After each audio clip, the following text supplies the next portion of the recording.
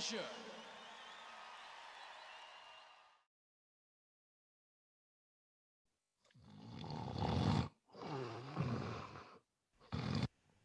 Oh, I've been asleep for a couple months. Hey, Yo, wake everybody. up. I was just taking a little siesta for about 3-4 weeks. Want to say hello. Welcome to the Tuesday night hang. Welcome, welcome, welcome. Hope everybody's good. I'm representing tonight. This hat's probably 20 years old. Is it this side? Anyway, hope everybody's doing good. I had a little siesta, a little holiday siesta. Steven's been kind of keeping everybody afloat and keeping everybody laughing and hanging out and doing a hang. We appreciate it. And I just want to say hello and missed you, everybody. Thank you for coming back. Welcome to season 4, episode 1. I believe season 4, episode 1. Anyway, what's going on, Steven? You over there in Chicagoland? Yep. I'm trying to stay thawed out. Yeah, well, you know, here goes the old guy with the weather. How cold is it in Chicago? We finally got a little melted off today. Oh, yeah? It's Yeah, like, it's you the know, important minus thing. 10. Is that what it is? It's nice and warm. Yeah, I think we made it into the 20s today. Oh, wow. It's a heat wave. Yeah. Yeah. Good for you. Gotcha. Well, Yeah, good, man. I appreciate you bringing everybody together for the 4th season, both virtually and also great job, man. The last, was it 3 weeks? You did 3 weeks, and then we had a week off last week. Was that the drill? What did we do? Yep. Well, last week it turned into a big thing. At some point, I think there was soap opera talk, which Oh yeah. Let me tell you, if I hear anybody on this stream from now on, this is season 4, episode 1. If I hear any more, they ain't going to be a 2. If I hear Frank Benici, who's my boy, talking about Days of Our Lives with soap operas, and you talking about soap operas, I go away. I go away for freaking, 2-3 weeks, and you guys are talking about freaking soap operas. What happened? it's all about the hang. Man, hang it up is what it should be. Well, I tell you It's what all was about really the hang it up. what was really funny about that whole thing was it started off with one person and then the whole chat went crazy. Oh yeah, Frank's like, I'm gonna, when I see Frank, I'm gonna bust the truck. I like watching reality TV, the Jersey Shore. I'm like, oh. I see it the next day. I'm like, Frank, you're gonna pay for this, buddy. Yeah, man. See, I go away. What happens? You know, It's all right. what can't have nice. I can't have nice things. We actually even had people in the chat saying, I wonder what Carl's going to think about this. Yeah. I was going to take another 2 weeks off, but after hearing that, I figured, you know what? Might as well come back on. I could talk about soap operas and how much I hate them too.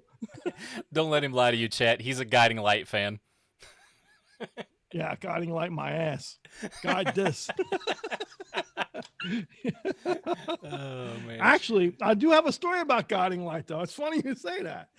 One of my best friends from childhood's uncle was one of the main producers at Guiding Light. Now I'm thinking about it.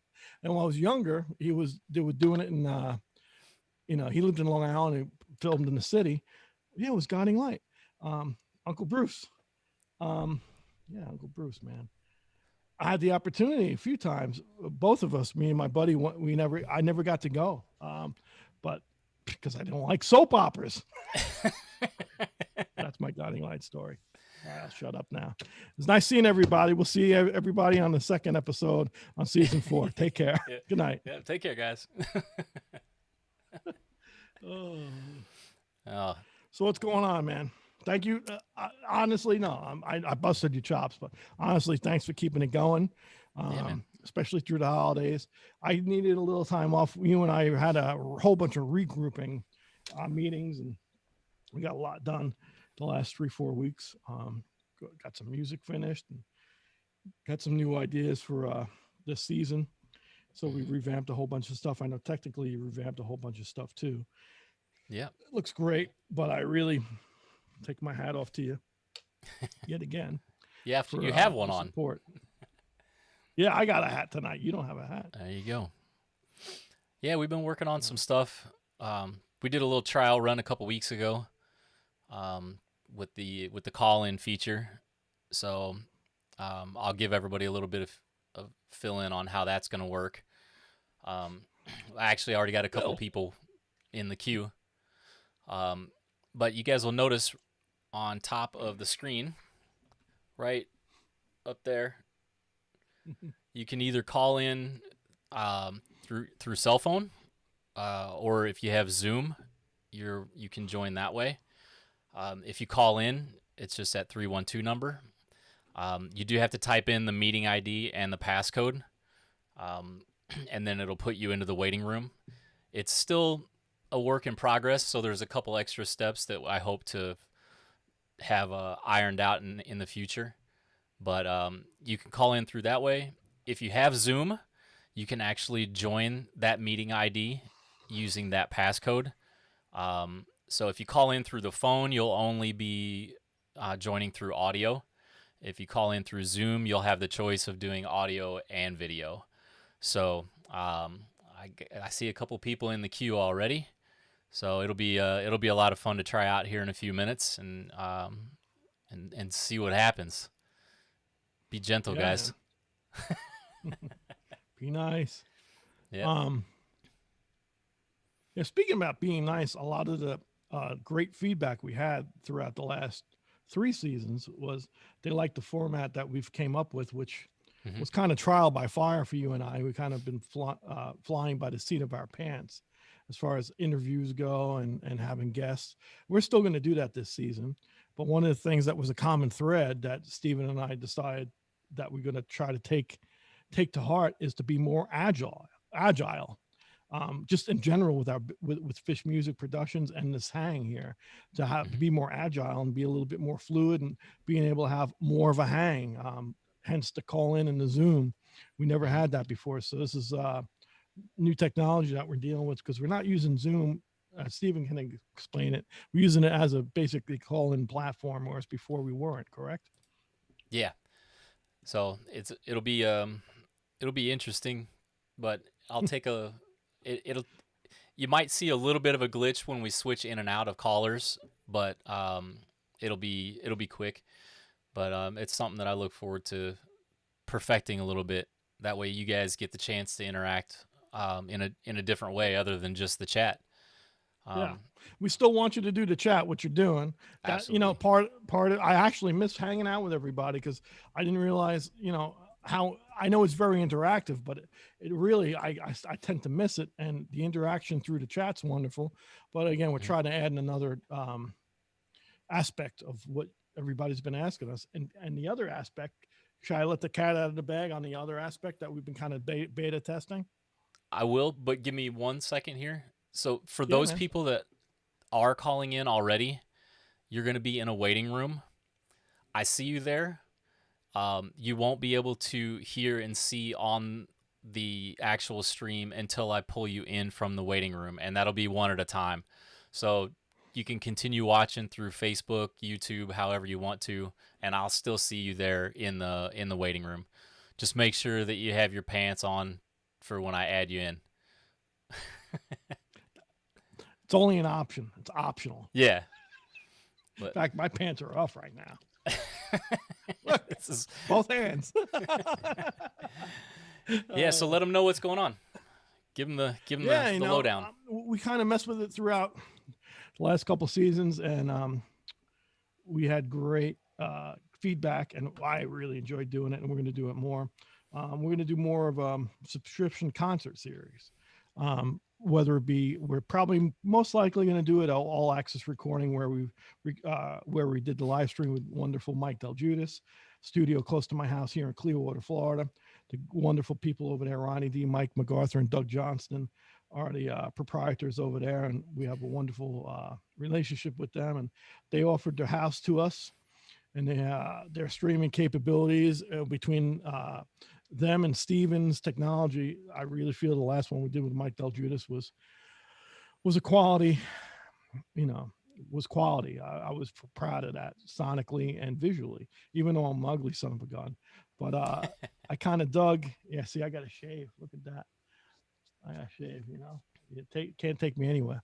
Um, anyway, long story short is we're going to do more of the subscription concert series, probably monthly. If there's more need, we'll probably do it twice a month. But right now we're going to do it monthly. I know in February there's talks of having my original Organic Groove Ensemble from New York City. Um, Rano Swansky. We're having a couple different talks right now. We're trying to figure some stuff out, but that's going to be one of them, as well as my band, my local band here, Sunshine City Brass, which is a New Orleans kind of backbeat jazz funk thing, as well as other things, the stuff with Mike Del Judas I love doing. Just a lot of different things to keep the ball and the music going, because I know I need it, and seems like everybody was enjoying it. So we we really appreciate the nice comments and everybody wanting it. So we're going to try to make that happen more often, as well as our normal guests. Not that it's normal, but we're putting together a nice stable of guests for this season. So look for that. Yep. What else can we talk about, Stephen? I know we've hit a lot of things in the last 3 weeks. It's hard to remember what we hit. Yeah, so we're going to be doing a few different things, like Carl said. The subscription series concerts that Carl is talking about. What we're actually going to do is have those be exclusive events.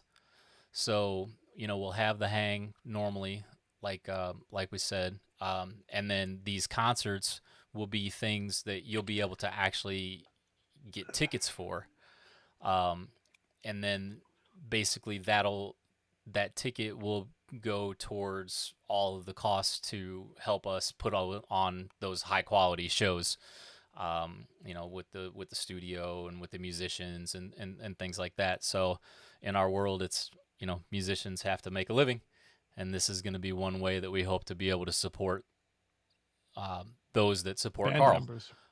Yeah. Yeah. Band members. Again, yep. I have to say, I always say this probably weekly when we're on. I'm very fortunate to still be in a Billy Joel band for 15 years, and Billy is a man's man. He's a wonderful person. Thank God for Billy. But financially, wonderful thing. But if we're going to do something musically or anything, we want to do it to the highest quality. Anybody, I feel like we can throw a camera up and people would like it, but I'm really ecstatic about what All Access Recording's doing with the multi cameras and the sound. And, we got to take care of the guys, because the guys have been taking care of us. We got 3 seasons with being able to just do donations only, and that's been wonderful. But it's time that we get the guys working again. So we want to keep everybody working and keep food on everybody's table. It ain't going to be a lot of money. We're not asking for a lot of money, but we're just trying to move it forward, because, I do firmly believe everybody's going to be back here within a year playing live. But till then, man, we got to get our chops back together. So looking forward to it. Yeah. Somebody actually mentioned this in the chat, and we'll get back to some of this. But Judy just mentioned something that happened while we were on break. You had your 15-year anniversary as a member of the Billy Band. Congrats on that. Thanks, Judy. Thank you. Yeah, 15 years. It's crazy, man. Time flies when you're having fun, Right. And I'm still, Mike's the young guy, still not the young guy. Actually, I think I'm still the youngest. Sorry, Mike. But as far as tenure go, I think Mike's the newest member of the band. Mm-hmm. Chuck and I joined 15 years ago. Chuck a couple weeks prior to me. But yeah, no, it's, like I said, the average person on that band's been 30 years. So I'm still new. Yeah. But thank you for that, Judy. The and some of the other stuff that we've been working on, you guys know that we're really active on social media as well, and that is going to be no different this year. In fact, we're going to be doing more. even more, to the point where we're creating new content and different content weekly. So different days you'll be able to see different things. Facebook, Twitter, Instagram, YouTube. Um, you won't even believe this. Carl's a TikToker. He's I even don't on even believe TikTok it. now. Yeah, but when I take my shirt off, my breasts don't really particularly look that good. Don't compete with all the other TikTokers. I tell you what, Steven told me, go on TikTok, check it out. I go on there and I almost have a heart attack. I'm looking at him like everybody's dancing around half naked. I'm like, Steven, first of all, check your glasses. Make sure your glasses are right. All right. Make sure you can see. Number two, that's not my demographic. I'm not dancing around with my shirt off here. Even if Right. you think it's good, it ain't going to be pretty. But I realized, from talking to a lot of different people, and especially Steven is into this a whole bunch. There's kind of a cool entertainment community on there, and we actually posted a couple little snippets of videos, and we got great responses, right? Yeah, Of one of the performance first stuff. videos that you put got like 40,000 hits in the first couple days. So I'm looking forward to Crazy. growing that. Yeah. Yeah, no, it's Yeah, cool. so there's a lot So of we got a lot that, of and stuff. go ahead. I'm sorry, Steven. No, go ahead.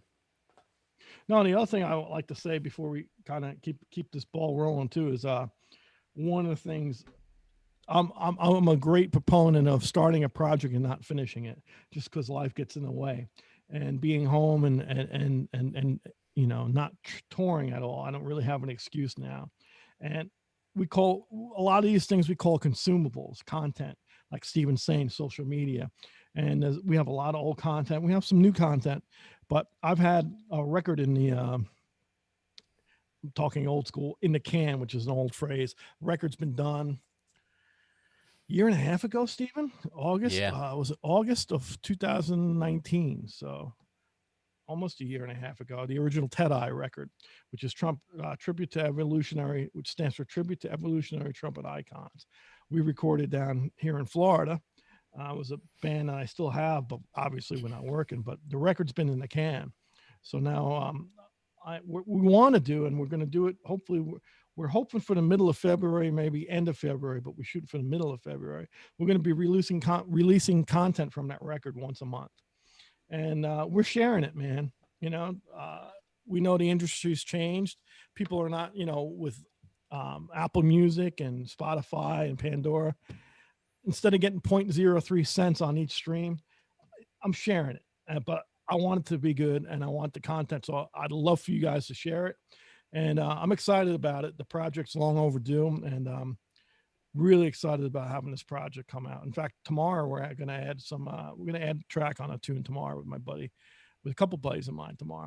I'm not going to spoil the surprise, but so yeah, we're trying to move it forward and keep it going here. Yep. Have any questions on the chat before we go into the mostly it's just people saying hello. Who's there? I can't see. Let me scrolling up to the top. Mike Bitchman. Mike. How you doing, Mike? Hey, Mike. How you doing? How you doing? He says hello, everyone. We got the president of the regular crowd, Noah, is here. Hey, Noah, Lisa. by the way, bro, nice call-in last week with Steven. And again, man, thank you for my birthday wishes. It was really beautiful. Hope you're doing well. And, staying warm down here in cold, sunny Florida. Yeah. See, we got Lisa Ricino saying hello. I got Greg and Brenda down in Shelbina. There they are. Very nice. Good to see you and hear you guys. We got Dan Potts saying, looking forward to some hang time. Rob Costa. Oh, there you go. You get your Maynard hat. I'll make it bigger.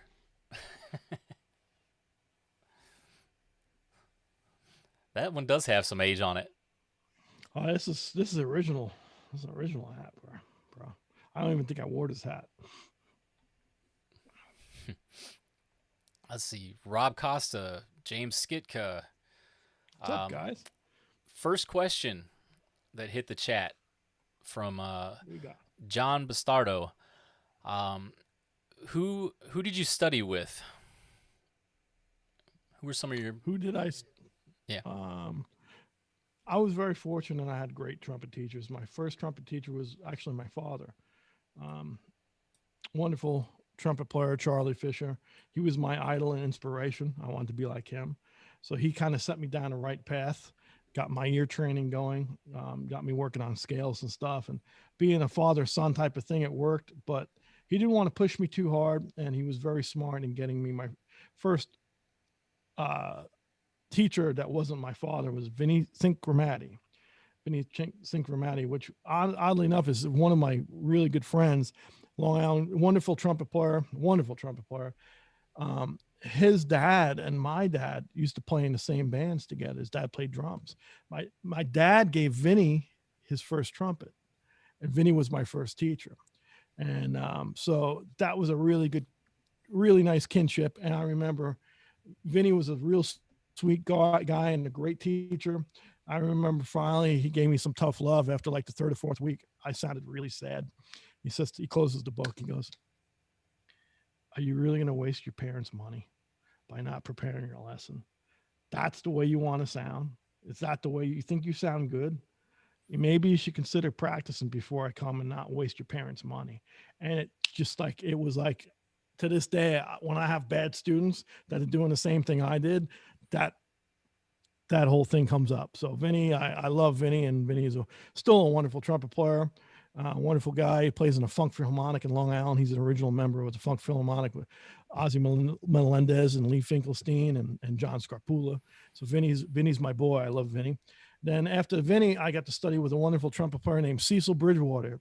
Cecil was a wonderful educator, but he also, not only as an educator, he was a trumpet player with Max Roach's band for years. Before that, he was in the Thad Jones Mel Lewis Jazz Orchestra on Mondays and an arranger for that band. And for 2 years, all I studied with Mr. Cecil Bridgewater was Clifford Brown solos. That's all I did for 2 years. So that was really wonderful as far as my jazz mentality, as far as learning 2/5s and articulation. And I call them Clifford Brownieisms. So that was wonderful. That was a really life-changing event for me. Oddly enough, how I got to study with Cecil was my mom worked in the bank as a teller, and Cecil used to go to the bank, and my mom chatted him up and said, "My son plays trumpet. I know you're a professional trumpet player," and developed a relationship. So again, living in New York, man, I had wonderful teachers. Moved down to Florida, went to performing arts high school, studied some classical, which I was not really good at, but I'm glad I did. I stuck my nose to the grindstone to kind of learn techniques of that music, and music's music. But at the same time, I was playing in a local band, and we were produced. The local band, she was a wonderful singer, wonderful lady named Belinda Womack. And Belinda, was being produced by the late great Nat Adderley. And Nat, I approached Nat for lessons. He goes, "I'm not going to teach you nothing. You're going to come to my house and hang." So we hung for many hangs, put it that way. And he taught me a lot. But it was about the hang. It was half of it was just being able to be a good person, have humility, and also music is a worldly thing. So I learned a lot from that way. So I was very fortunate. Those were my very influential teachers, when I was very young. Another guy I forgot to mention that actually helped produce T.Ë.T.I, my record T.Ë.T.I. I actually approached him for jazz theory and piano lessons, was Kamal Kenyatta. Wonderful Kamal Kenyatta was living in Clearwater, and now he's in San Diego, California. And he's a top shelf producer. He produces the jazz singer Gregory Porter. He's won a few Grammys with Gregory. A wonderful musician, great soprano sax player and pianist. He really helped me out harmonically and compositionally too, So I was very fortunate. And then obviously going out and trying to execute these things was, once I had the information, trying to execute it, and I'm still trying to execute the information that was passed on to me. So hopefully that was a long-winded answer, wasn't it? Oh my God. Sorry. Funny enough, I execute my trumpet playing as well. You execute it. Yes. Like chop, right? Execution style. Exactly. let's see here. He's John. Who? Thank you for that question. He says I tried to teach my son too, but had to hire MF alumni Joe Mazzello. Couldn't hire a better guy. His nickname, the Loon. We call Joe Mazzello the Loon. Actually, I love Joe.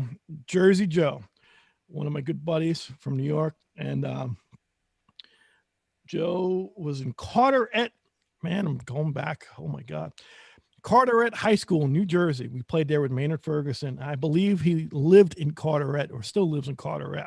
I know his son, Joe's son, was in Carteret High School, or maybe the next town over. I know he was very close. But yeah, I know Joe very well. And Joe is not just a great trumpet player, but a wonderful trumpet teacher and even a better human being. So you did well. Definitely did well. Yeah. You want to try to blow up the stream and take a phone call? Let's blow it up. All right. It'll take me a second. Things up these days, you know. Execute my trumpet playing. I got a call from a 585 number. So I think that's Rochester area. Let me add this person in here. And if I owe you money, if I owe money, hang up. All right.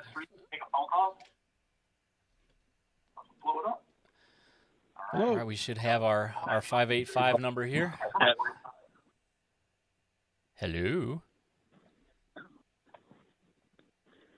Hello? There you are.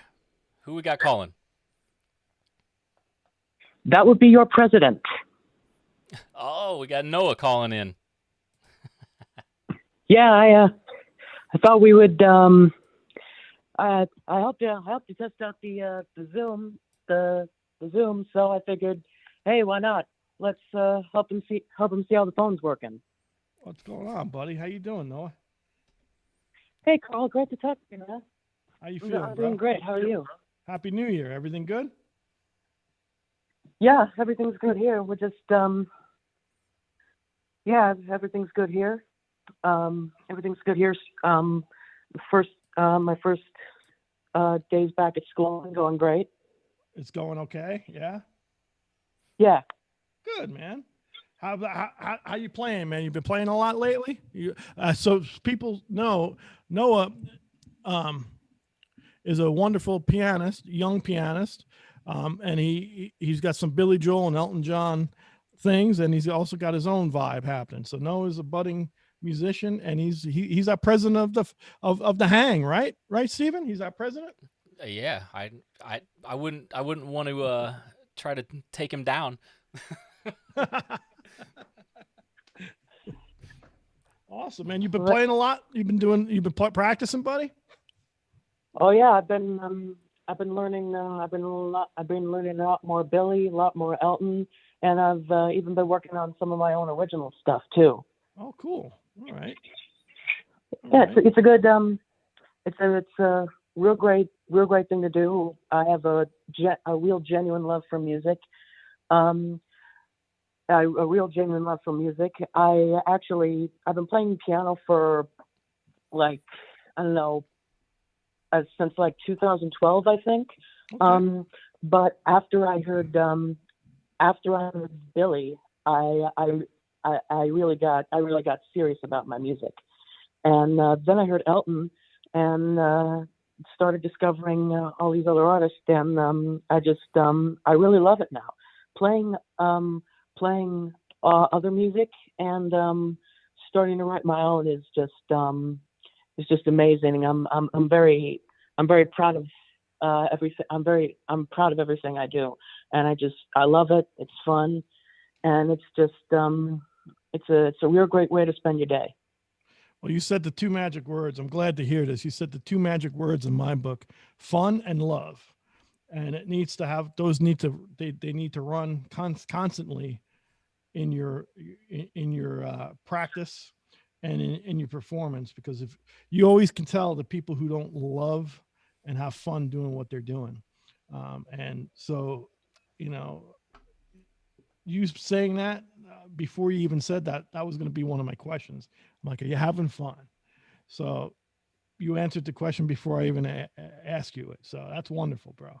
I'm happy for you. I'm happy for, and you're in Florida now, right? Or you live in Florida? Yeah, I'm originally from New York, but we moved here recently. Oh, good. Where in New York you from, buddy? I'm from the Rochester area of New York. Okay, yeah, beautiful. The cold upstate area, yeah, man. Well, I bet you're a lot happier being down here where it's warm, aren't you? Oh yeah, I'd say I've actually been visiting here a lot, so I was kind of expecting the warmth, you know. There you go. Yeah, man. We're all displaced New Yorkers down here in Florida, like Billy Joel's tune, Miami 2017. You know, I've been down here 7 years now from Long Island, via Brooklyn, Long Island, Queens, and then I've been now in St. Pete area and love it. And you know, man, I am so happy that you called me and that you're back. You dig back being back in school? You having is that a drag for you right now? I'd say it's going pretty well so far. I've got real great teachers I've got real great teachers who are very helpful whenever I need it, and I've also loved connecting with my friends and classmates again. It's I've been doing it online virtually since the pandemic started. Yep. But it's real great, but I feel like I really just love seeing and talking to everybody again. There's nothing like human contact, right? Right. That's good. Especially man. now. Yeah, no, I know. It's we all need to see each other and be within each other's 6 feet, so to speak, and still be safe and cautious. But you know, we all, you know, interaction's a missed wonderful thing for sure. You know? Definitely. Yeah. And interaction, interactions are just, you know, we take them. There are so many things we take for granted, and interaction is normal interaction, and seeing each other, and seeing each other personally every day is one of them. And sometimes it takes stuff like this. Sometimes it takes stuff like this to happen for us to really see that. Yes, sir. Yes, sir. No, I agree. And you beat me to the punch on this too. We take it for granted. So I'm glad you realized that, and I'm glad you're back into the swing of things, man. That's great. And I think it will help your music out too, because it's, you know, again, it's the worldly thing. The more experiences you can have outside your music room and off your instrument, it's just going to make you grow as a person. And if you grow as a person, you're going to grow as a musician. So I think, you know, getting out of your own house and going back into seeing everybody is a good thing. I know I need it. So maybe I'll come to school with you. I have to come to school with you, brother. Yeah, that'd be a nice time. Yeah, well, we'll hook it up once the pandemic. You know what? Once this thing calms down a little bit, we're gonna keep in contact. I'm gonna come by your school and we'll hang out. I'll meet your music class and we'll do a hang. How's that sound? Sounds good. Actually, believe it or not, the school I go to, it actually doesn't have arts classes. Oh wow! Okay. Really? All right. Which I mainly just I used to have music course and arts courses back in New York, but now I just basically just teach myself all that stuff. Okay. Well, we'll hook something up where we're hanging and playing a little bit, man. We'll hook something up. Doesn't have to be a scholastic thing, but once the dust settles, man, we'll hook up, whether it be a concert or coming through Florida somewhere. We'll hook up and play a little bit and talk, and it's about to hang, right, Noah? You got it. My Awesome. man, Steven. Yes, that's sir. your boy. He called to say hello. Telling you, He's man. hanging. Yep. Noah's always here. But Noah, thanks for calling in, man.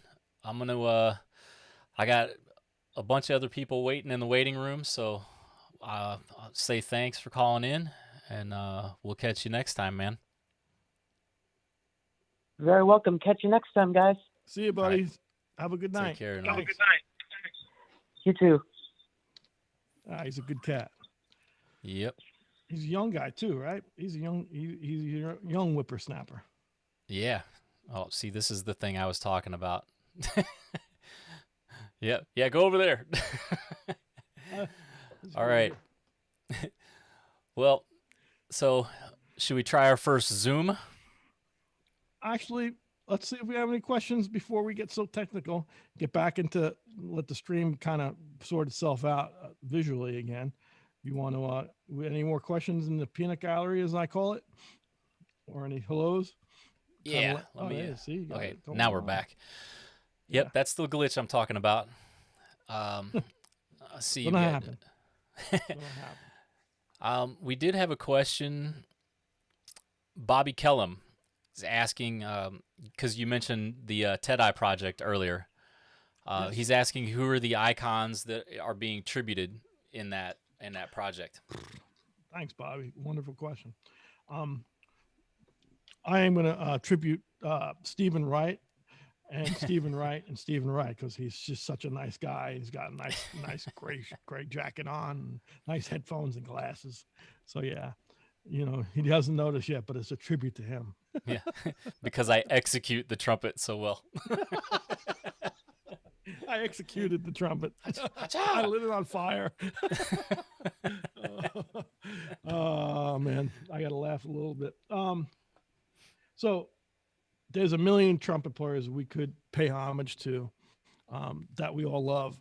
But my whole thing, it wasn't just a trumpet player. It was icon. And when I think about icons, I think about musicians, whether it be a tenor player like John Coltrane, or a piano player like Oscar Peterson. These guys changed the landscape of the music in my eyes. So I really was cognizant. That's a big word for a trumpet player. I was really cognizant of trying to pick a bunch of trumpet players that I felt not only were wonderful trumpet players and technicians, but really had a lot to do with the music itself. So, it's a pretty much written thing. I mean, everybody knows it's Louis Armstrong would be the first guy. So we started Louis. And then we get into the bebop thing with the wonderful Dizzy Gillespie. I could talk about Fats Navarro. I could talk about, with Louis Armstrong, I could talk about Buddy Bolden, even though he wasn't recorded. But the real iconic people that everybody knows. So I'm going, the first Tet.I impetus of this recording is going to be, and there's going to be many of them, but this particular 10-tune segment, Louis Armstrong, Dizzy Gillespie, Miles Davis, getting to the cool kind of vibe with Miles. From Miles, did we go right into Maynard from that point, Stephen? I'm having a brain freeze. It's been a year and a half. I can't remember. Yeah. So we did four. Louis Diz, Miles, Maynard. Five. I was gonna throw Chuck. I was actually gonna put Chuck Mangione in there for like that 70s type of more commercial stuff. But Maynard compositionally didn't change a lot. I mean, he wasn't a big writer, composer of music, but you knew Maynard as soon as he played, as soon as you heard his sound. And I thought that was, any genre of music that Maynard was, he played with Chicago. He did that wonderful track, Street Player. You knew immediately it was Maynard. And I think he kind of had a nice course with kind of commercializing some things, obviously in the 70s with the theme from Rocky, doing a cover of Birdland. So I figured those four, and I actually have for me, it was more personal because I could talk about them. Because I lived 12 years with Maynard Ferguson, so I had to put Maynard in there. I'm a Maynard head, says my hat, it says my soul. So yeah, those are the first four.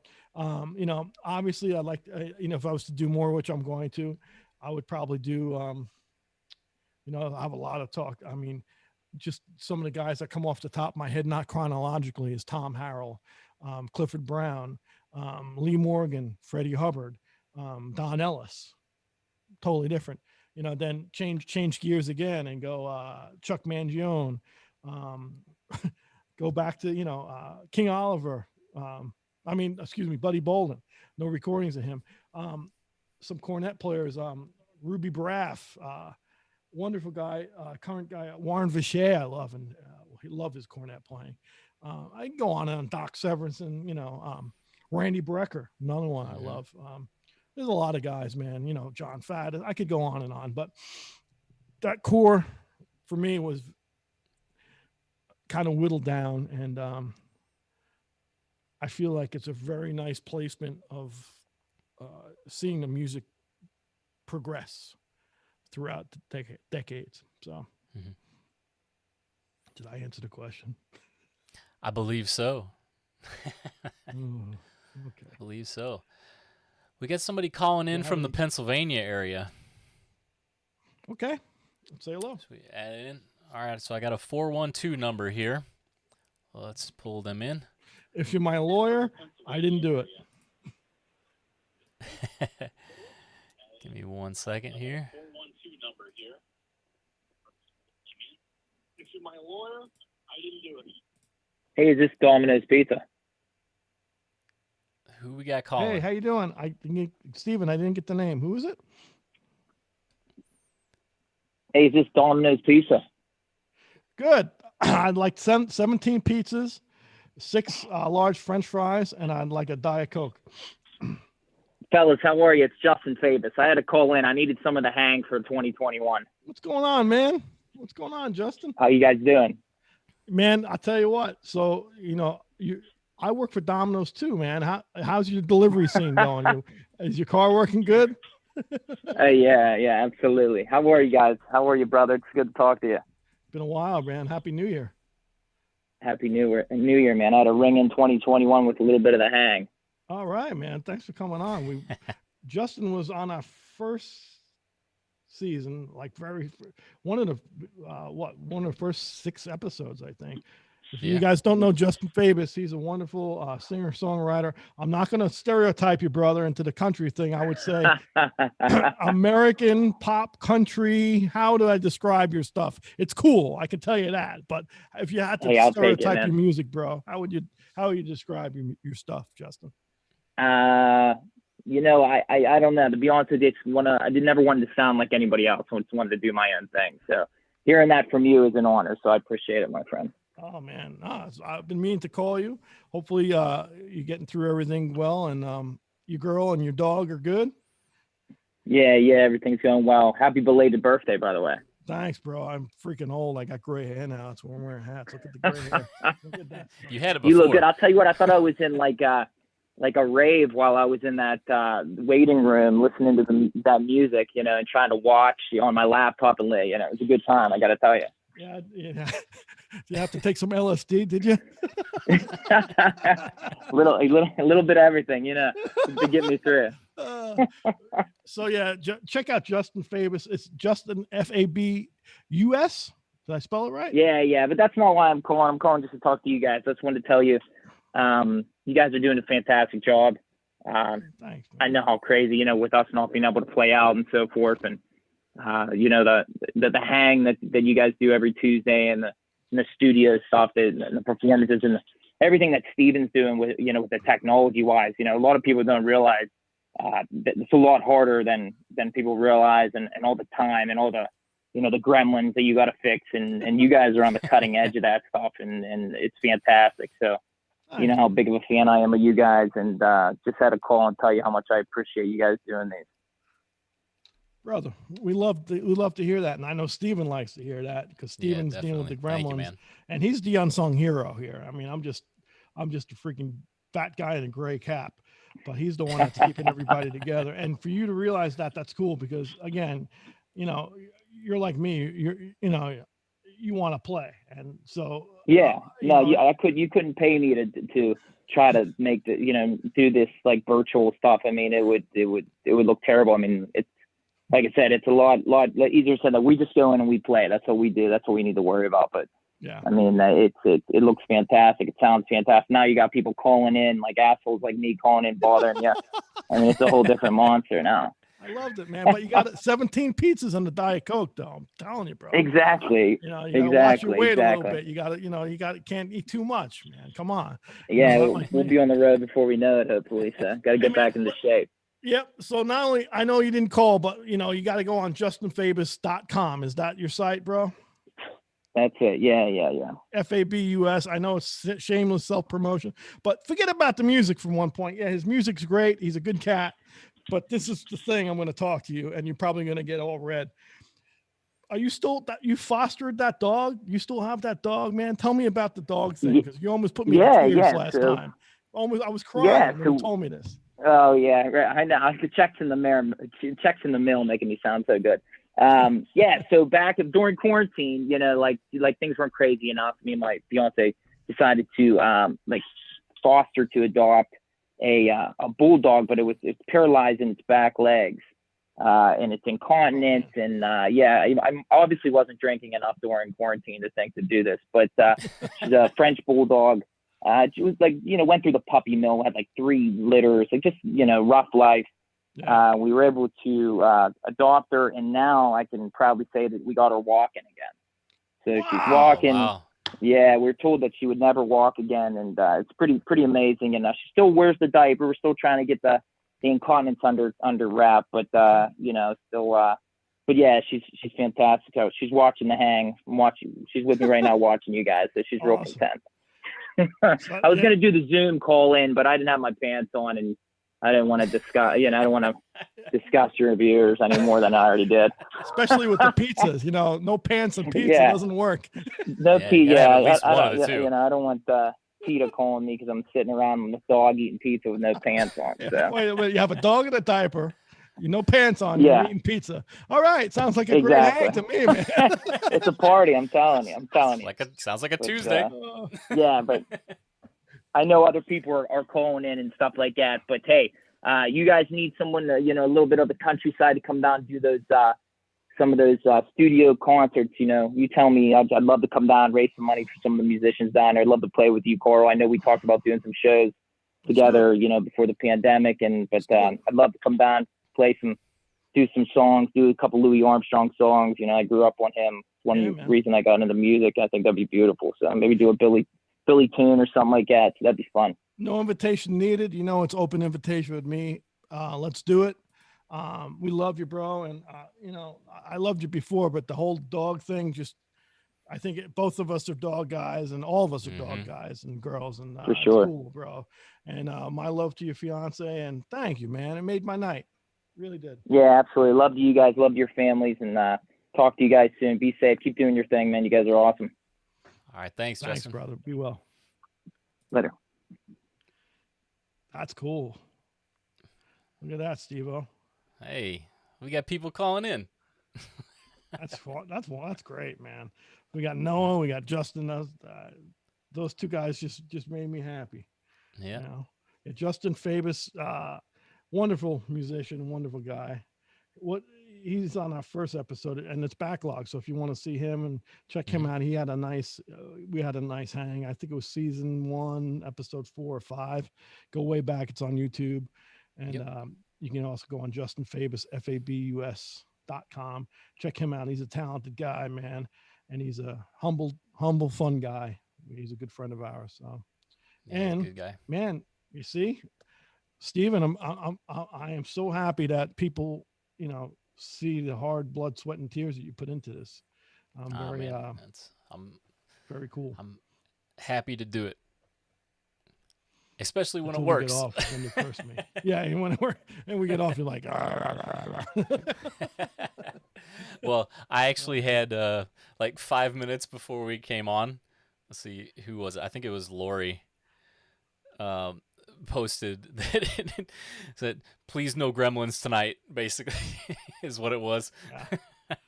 Yeah. But it wouldn't be a hang without a gremlin. Exactly. Hey, we're doing good so far. But night's early yet. That's right. Early. We have any peanut gallery happenings before we go on to the next? Yeah, call-in? I've got let's see. And the peanut gallery again. Let I'm me hit not that. negative. I've always called the Yep. comment section the peanut gallery. I think it's kind of funny. Let's see. We got How are you funny? Carlo Isabelli saying hello, Happy New Year. Hey, Isabelli, what's going on, brother? Happy New Year. We got Great trumpet player. That's Andrew. the international sign for trumpet player. Is that what it is? Yeah, trumpet player. Great trumpet player. Nice. We got Andrew Davids asking, did you transcribe a lot of Clifford? It's Andrew. That's a good question. I earlier I got a question about my teachers, and I was saying earlier the Clifford Brown 2 years of Clifford Brown when I was in 7th and 8th grade. So I guess 7th and 8th grade. I guess I was 13 or 15, something like that. Yeah, I guess 13 to 15, thereabouts. Those are the years I studied with Cecil Bridgewater, and it was all Clifford Brown, wonderful Cecil Bridgewater trumpet player and trumpet teacher. And he was actually friendly with Clifford Brown's wife, and was working on a lot of the original transcriptions, making sure they were accurate. And so he was proofreading a lot of that stuff in the 70s, even way before I started. I think I studied with him in the early 80s.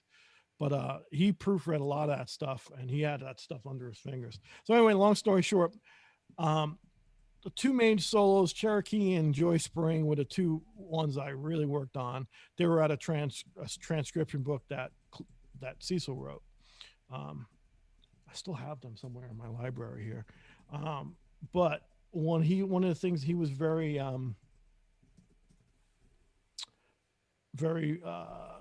poignant would be the right word. Is yes, you have these transcriptions there in front of you. We can analyze these lines and figure out the harmonic content and where he's going and the color notes on this. He's playing a flat 9 here, and we could talk about that.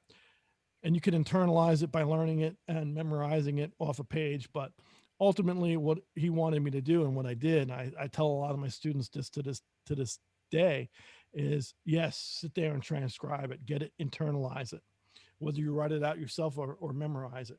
So I did take some solos. Clifford, I was really into Dizzy and Miles prior to that. And so I was doing that anyway with Dizzy and Miles.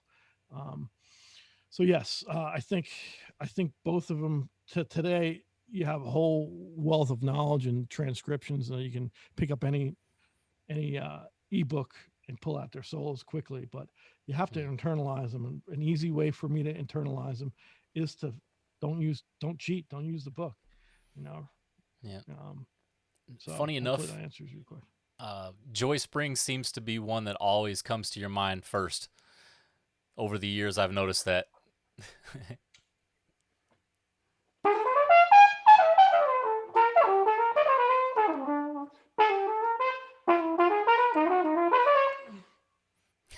I haven't played in about 3 or 4 weeks. Yeah, it sticks in my head. It just, and I was a horrible rendition of it. But articulation, that was the beginning of the Joy Spring Clifford solo, a horrible version of it, but it's internalized. The articulation, the way he sneaks around. It was Clifford Brown's 90th birthday 4 or 5 days ago in Lincoln Center, Jazz Orchestra in Lincoln Center. .org did a wonderful thing. They did a round table with wonderful Ingrid Jensen, Kenyon Harold, Harris, yeah, Dominic Farici, my man Marcus Printup. I love Marcus. Summer, can't remember Summer's last name. She's a Juilliard. She's studying at Juilliard. They had a round table with a lot of different musicians talking about Clifford and what Clifford, on his 90th birthday. Imagine if we lost him when I believe he was 26. Lost him very young.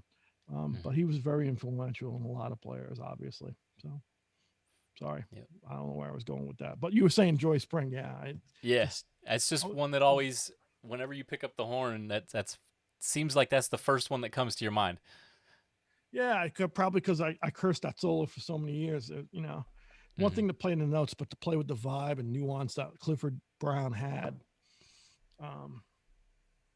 Every note meant something, you know, every note had a nuance, every note had a vibe, you know, nothing was wasted, which is pretty amazing. Because I like to throw a lot of whole notes out. Well, and what's even more incredible is if you think about it, he was only in his 20s. Yeah. Always, you know. My man Arturo Sandoval was on that round table, and Arturo said a beautiful thing on this round table was that he had many talks with Dizzy, and Dizzy said point blank, Clifford was no holds barred. He had everybody in his hip pocket.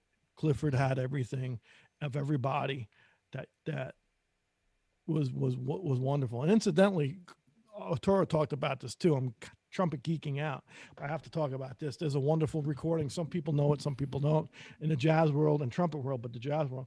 Clifford Brown, Clark Terry, Maynard Ferguson did a trio thing where they went for each other's throats. And it was very interesting, the dichotomy of all three. Was there another trumpet player on that, Stephen? I think it was only three of them. CT. I think Clifford, it was those three. Yeah, if anybody hears it on a chat and knows, chime in. But it was they went for each other's throat, man. It was amazing. Maynard played some bebop, man. He played some really wonderful things. Maynard was very unsung hero of playing bebop.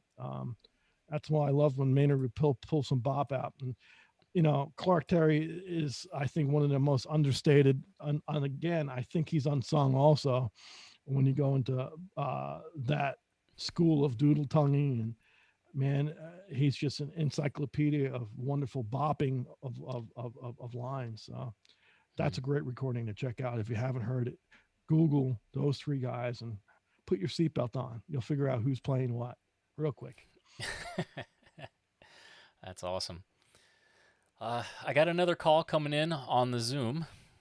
Okay, on the Zoomy. Yeah, this will be our first coming in. Maybe from we'll that do a session. Video. See if we can do a video. Whoever it is, keep your pants on.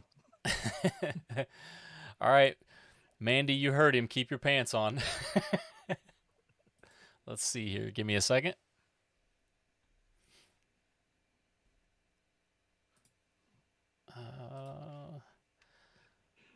Okay, connecting to audio. Hi. Mandy, are you there? What's up, Mandy? I am there. Hold on. I'm trying to get the volume. On. Yeah?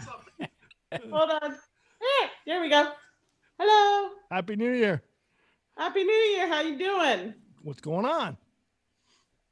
Well, you know, I go from the dining room where I work to the sofa and back. It's very exciting. It's very. I know. We run around our house now for COVID. I call it the COVID shuffle. Yeah. Every once in a while I go upstairs to get in bed. That's a big whole change of scenery. And you hanging in there though? So, you know, hanging in. Happy New Year. Happy belated birthday. Thank you, Mandy. I appreciate it. You in Philly? You in the brotherly love town? Yep, still in Philly. Beautiful. Beautiful. I got, Gidget wants to say hi too. There she is. How old's Gidge? She's 10 now. Yeah, my dog's 10 too. Gracie. Good though. How's Gracie doing? She's doing well, thank you.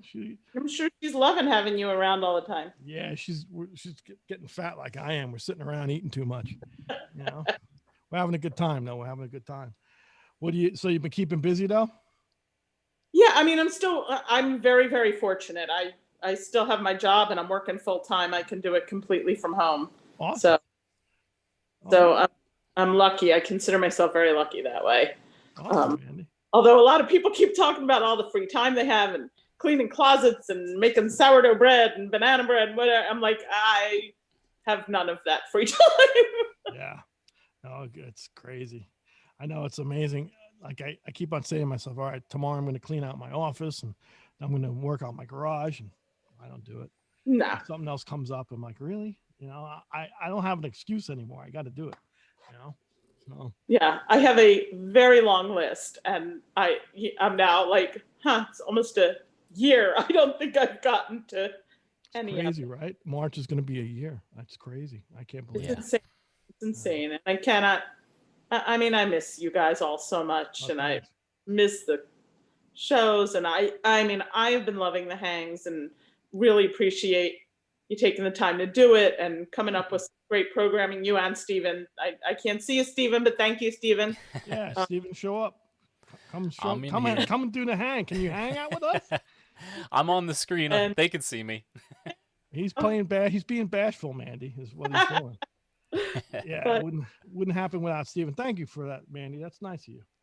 It's, when you're, I live by myself, so it's a lot of alone time. And, Sure.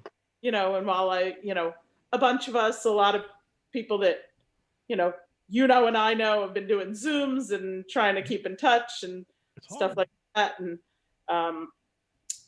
but it's, it's a lot of alone time. So it's really appreciated that you come on and Oh, thanks. give me something to watch that's interesting and entertaining. And I wonder, when you're like sitting and relaxing and whatever, what do you put on? What do you like to listen to?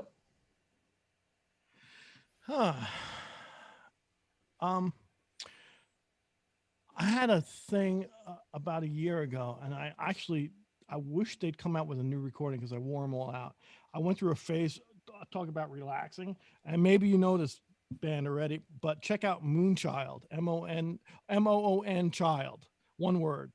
And it's a trio band, and she is wonderful. It's Moonchild. She plays alto and tenor sax, piano and drums. And it's like this, I think they're from Philly. They got like a neo soul kind of thing happening. Oh, But yeah, Moonchild, right? Stephen, you're into that too.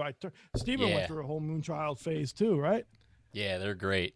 And the piano player plays trumpet and flugelhorn too. So Yeah. they take 3 people and make it sound like a 10-piece band. So that's very. one of them. I'm sorry, man. I stepped on you. Yeah. Go ahead. I'm just very cool. I'll have to check them out. Check them out. And then Steven turned me on to this, or maybe vice versa. I don't remember. I went through a period too. I kind of got out of them, but Scary Pockets. 2 Yeah. words, Scary Pockets. And you'll like this because they do remakes of 80s and 90s pop tunes. Ooh, that sounds And good. they totally like spin them on their head. And Steven is really, Steven, I think you turned me on to that. And so yeah, I like, so I'm trying to change it up a little bit. And then of course I get into my old classic things. And lately I've been checking out a lot of I've been going back to my old John Coltrane stuff and, Love Supreme and that stuff. But, I go through periods. But I got to tell everybody who that doesn't know you by face or name, Mandy, and there's a whole wonderful, I can't, how would you describe, there's a name for the group, right? The Billy Joel fan. About the Facebook group people. Not even the Facebook, like when you guys come to a show, it's a hang. It's always like the garden hang. I don't know how to describe Yeah, it. I don't know. There's like go ahead. Yeah, just we're the gang. I mean, I've been around forever, and I met Tommy and a bunch of the people. Like, oh my God, The Billy Joel people, yeah. The Billy Joel people, yeah. Back when T-Bone was with the band, and Cool. met everybody, and have been kind of hanging out since years ago, and No, it's great. Long before you came along, youngin', and 15 years, so it goes back a few more years, Mandy. yeah, right? about Cool. twice that. Wow, But that's awesome.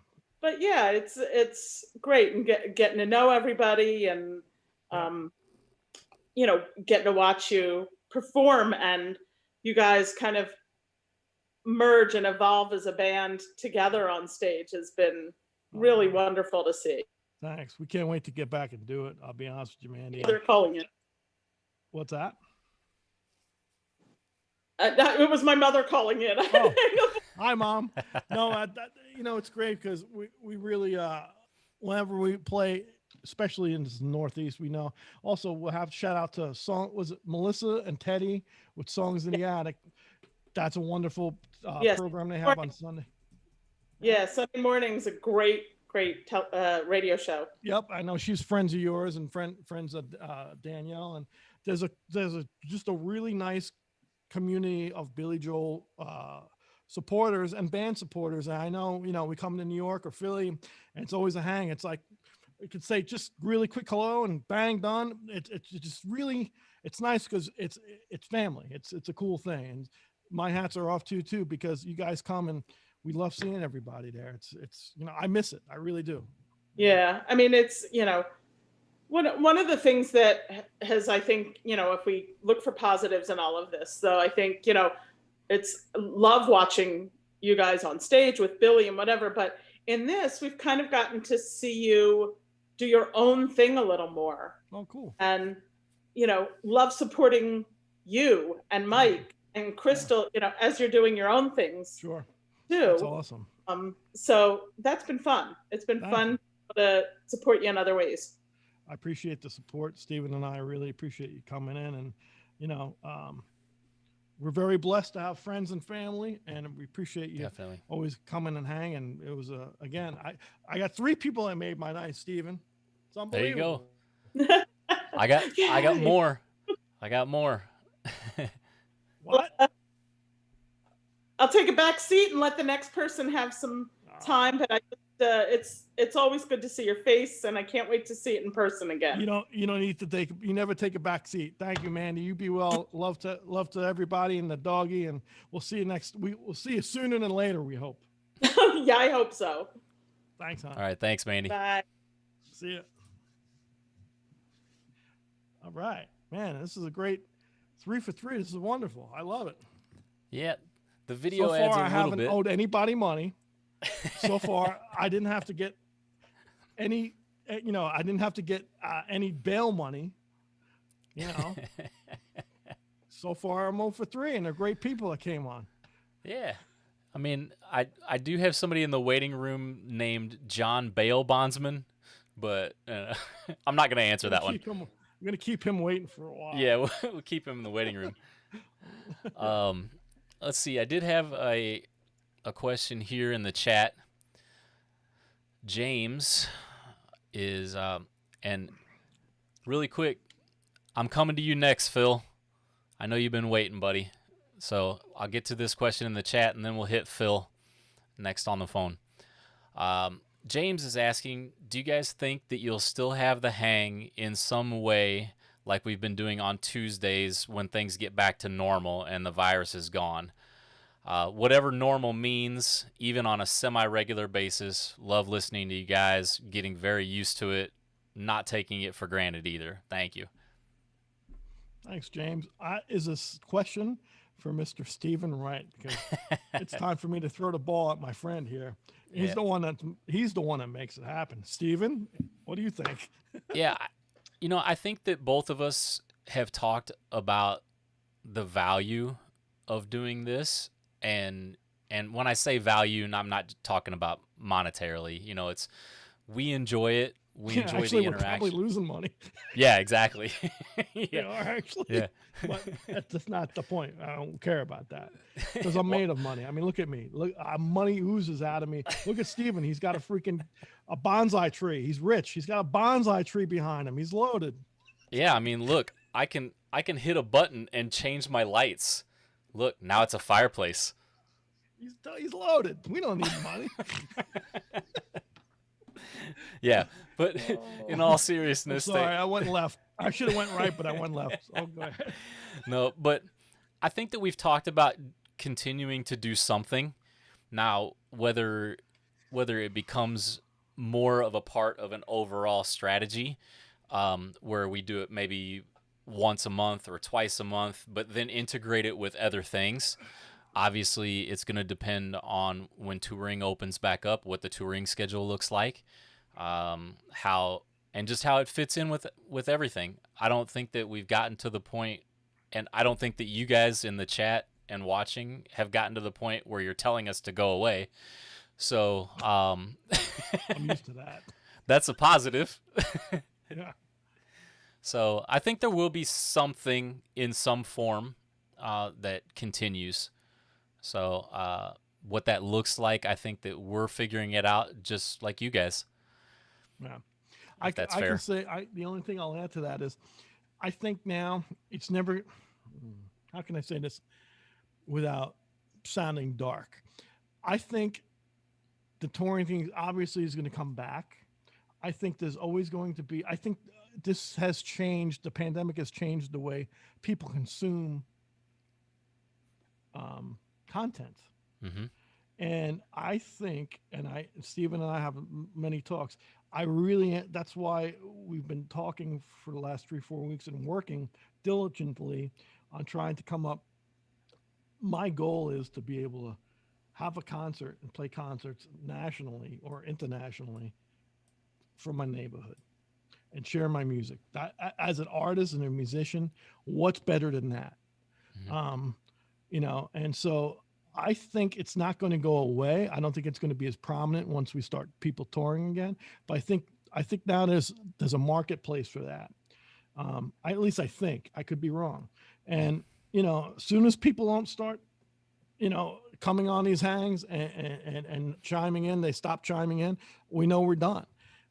And again, I'm amazed. Was this 38? The 38th or 39th episode? Yeah, we're coming up on 40. Four seasons now. Yeah. Yeah. It's a lot of episodes, man. I'm every week, Stephen and I are like, what are we going to do now? You want to do it again? We were even tonight. We were on a fence about doing it, and we were like, you know what? It becomes taxing, but we love doing it because so I'm reiterating. I'm repeating myself. Excuse me. But I think it's going to have some form down the road. Yeah, with some tweaks. Do something, I think. Yeah. Yep. And you tell us. I think you're going to tell us, and the market's going to tell us what works and what doesn't. Absolutely. And I think that regardless of what we do, like for those that just joined, we mentioned doing live concerts as a part of the overall, content. And I think that what we figured out as a part of the hangs is that the interactive component has kind of taken off. Like being able for you guys to chime in the chat, being able to actually what's funny for us is when you guys are talking to each other in the chat, and we've got a whole other conversation going on the left-hand side over there that we're not even a part of. What's and the fun and the cool part, if you really analyze it, to me, it's about the community. Yeah, it's about and it's about music. It always brings people together, and that's what I'm missing the most. That's what you're missing the most. It's the community through music and friendship. Yeah. And again, you don't need to be a trumpet player or a musician to be on here. You can do anything. I actually dig that because I get tired about talking about the same thing all the time. See, I lost my breath. Got all excited. Speaking of which, what mouthpiece do you play? No, just kidding. Oh, round one. It's got a hole in it. Yeah. Well, I promised that we would go to another caller here, one that has been very patient. We have a friend and trumpet player of ours, Mr. Phil Gray. Philanthropy. Let me add Phil in here. Give me a second. Okay. And click. He's connecting to his audio. Phil in here. All right, Phil, turn down your radio and you're on. Hey, what's going on, everybody? Philanthropy. Gray. What are you doing, bro? Phil in here. All right, Phil, turn down your radio and you're on. Hey, don't mute yourself. I hear you, Philly. This is my favorite part. There you are. Philly. All right. You're on, man. Hey, it's good to connect with you guys. I'm up here in sunny New York. There you are. All right. So Phil, do you have a phone on or something that's because we're getting a horrible delay. I'm up here in sunny New York. You'll have to turn the audio down on the other stream, Phil. All right. I'm totally down right now. All right. What's going on, brother, man? You'll have to turn the audio down on the other stream, Phil. Oh, okay, my other screen. Okay, got it. Okay, let's see here. I'm totally down right now. There we go. Yeah, now we got it. Now we're cooking. All right. So the gremlins are fixed now. What's going on? That's a fancy backdrop you have, sir. You like that? Yeah, I like it. Man. Well, listen, it's great to see you guys. As I said before, I'm in sunny New York right now, where it's about 32 degrees. So, it's probably not as cold as it is out in Stephen's neck of the woods. It's not too bad right now. Less snow than we had. So what's going on? Well, listen, man? I wanted to let the actually have Carl tell the viewer, especially we're coming off the Billy Joel question there, on what an amazing audition he had with to getting in the Billy's band. He might have told us before, but it's a great story. And myself as being a trumpet player, I can't believe that he did this, within like 24 hours, where he went in and played Freddie's solo on Zanzibar in 3 different keys, on the spot within 24 hours when he was like saying, hey, I'm going to audition for the Billy band. And, he did this. I just, to me, myself, that's unbelievable. Oh, thanks, Phil. Well, I'll tell that story, but prior to that story, I got to give everybody a backstory on philanthropy. Mr. Phil Gray. Mr. Phil Gray is one of my closest friends, wonderful trumpet player. Was it the Air Force band? Yeah. Yep. You just left the Air Force band. Phil Gray engineered my first recording session in Florida. He just got out of the Air Force. That's right. You know that? It was my first session. Yeah. One of my first sessions. I was greener than green, bro. Yeah, I remember that. Yeah. It was a good time. And actually, after that first session, I think we went out to you might have been playing with Belinda Womack at that night. And we went out and I sat in with you and was it Craig Johnson or somebody else? Might have been Greg Johnson. Yeah. The trumpet player, Greg Johnson. Yeah. Wonderful player. Yeah. Wow. Yeah. That's going back years. Yeah. And then Phil, that was in Florida. And then I'm in New York and I run into Phil in New York and he moved to Long Island. We're within, Garden City and Baldwin. We were within about 5 miles of each other. So we became, really tight. And Phil's a great educator and trumpet player. And, he's playing up a storm. And I guess I told you a story, buddy. I guess when actually you subbed for me on Moving Out. Phil was one of my subs on Moving Out, Billy Joel's Broadway show. And I appreciate you doing that, man. Hey, I'm more than happy to. I mean, listen, when you said, hey, listen, can you make a Friday or Saturday night? I'm more than happy to. Yeah. And then club dates too. I went on a road with Billy or Maynard, you'd fill on with Phase 4 and for my club dates. So yeah, man, you always made me look good. You always get I always learned you always get a sub that's better than you and who's loyal. So listen, I owe you half of my house that I built that I lost in my divorce because of that. It's all good, bro. So yeah, we're also good fishing buddies. But yeah, the story is very. You want me to tell the story, Phil? Really? I love it, man. It's an amazing thing for a trumpet player to go in like less than 24 hours. And Stephen, you can attest to this, to learn Freddie's solo on Zanzibar in 3 different keys and have them say, okay, well, let's do it in this key and not know what key you're going to play it in and, nail it and get the gig. So I didn't nail it, but I got the gig. I heard you nailed it. So I did the best I could. So yeah, Tommy Burns was the music director, wonderful guitar player, another Long Island guy from Oceanside, grew up in Lynbrook. He was living in Oceanside. Tommy was, as you know, the music director and also the lead guitarist of Moving Out. So when Moving Out was ending, Tommy said, I think we're going to do the Freddie Hubbard solo on Zanzibar, on Billy Joel's classic Zanzibar. We never really played it live. Would you be into coming down and blowing through it? Also, we'll probably, we'll throw in on some other things too. I mean, I knew a lot of music because I was playing the show anyway. So I said, absolutely. Just tell me when and where, because I don't know. It could be tomorrow. It could be 3 weeks from now. So I went home and did my diligence, and I knew the tune, and I liked the Freddie solo, but now I got to play it. So I learned it in the original key off the record.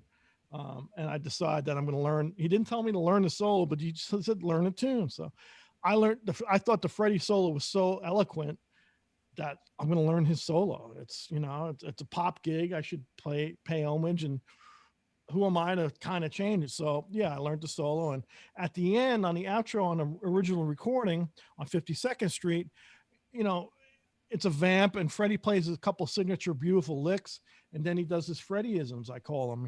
He plays himself. So at the end, I'm like, well, you know what?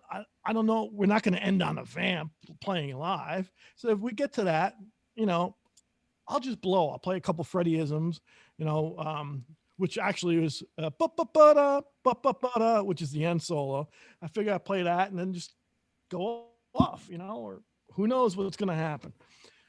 A week goes by. I'm still doing Moving Out. I see Tommy every day. He's like, nah, well, actually, no, I didn't see Tommy every day. Tommy and Chuck were already rehearsing with Billy.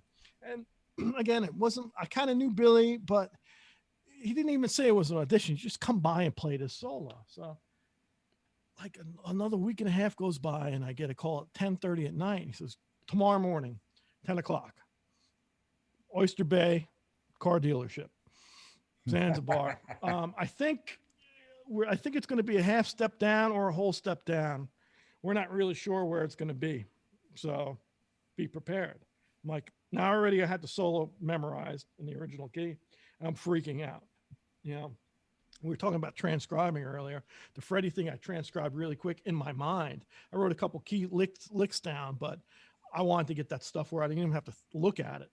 So now it's ingrained in my memory. I'm like half step down, which put me in a really odd key for the trumpet, just, a lot of third valve fingerings. And I wrote it in that key, and I wrote it down in another key, and I just crammed it all night. I remember showing up and we getting ready to do it. And I think Dave and Tommy were messing around. It ended up, the first time we played it was a half step down, and I got through it. I got through the solo. It wasn't great by any stretch. In fact, I remember finishing the solo and trying not to show my cards, trying to smile, but I hated what I played. And Billy got up from the piano, and he looked at me and kind of tilted his head and walked out. As he's walking out, he goes, "Man, we sound like grown-ups. I'll be right back," and left. And now I'm like, oh my God, this is bad news. I'm done. I did a decent job at best. It wasn't my best performance. And incidentally, the ending, we just vamped and we played and we had a great time. He came back, meanwhile, Mark Rivera and Tommy's like, that was great. I'm like, what is he talking about? Grown-ups. When I say that, Billy comes back in and sits at the piano again, goes, come on, let's do it again. I'm like, huh? We do it again. He's like, cool, this is fun. And realized that Mark's like, he equates the grown-up music to, it's not pop. He wants to play jazz. He wants to play classical. That's grown-up music to him. He's been playing pop his whole life. He's playing a tune he hasn't really played in years. He only pulled it off on one tour, and, this is fun for him. I'm like, cool. So basically where I'm getting at with this is like, not to show all your emotion when you're playing, I wanted to really pack my horn up and walk out, because again, I thought I did a good job at best, but Billy was like, no, let's do it again. Every time we did it, it seemed like it laid a little bit better. I got more comfortable with it once I knew, really where I was at. But yeah, so that was that hairy moment. And then, it wasn't an audition like you have the gig. It's like, come back tomorrow. I play a little bit the next day and then come back tomorrow. And then the production manager, Bobby Thrasher, said to me the third night, he's like, leave your horns here. I'm like, huh? He goes, leave everything here. You're coming back. I'm like, really?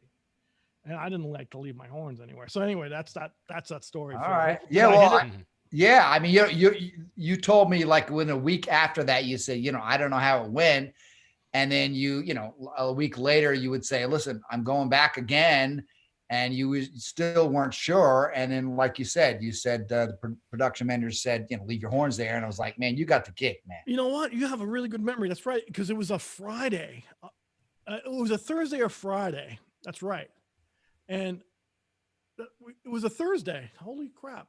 And we didn't play Friday, Saturday, or Sunday. So it was like those 4 days. And you and I went to Croxley's Ale House in Rockville Center.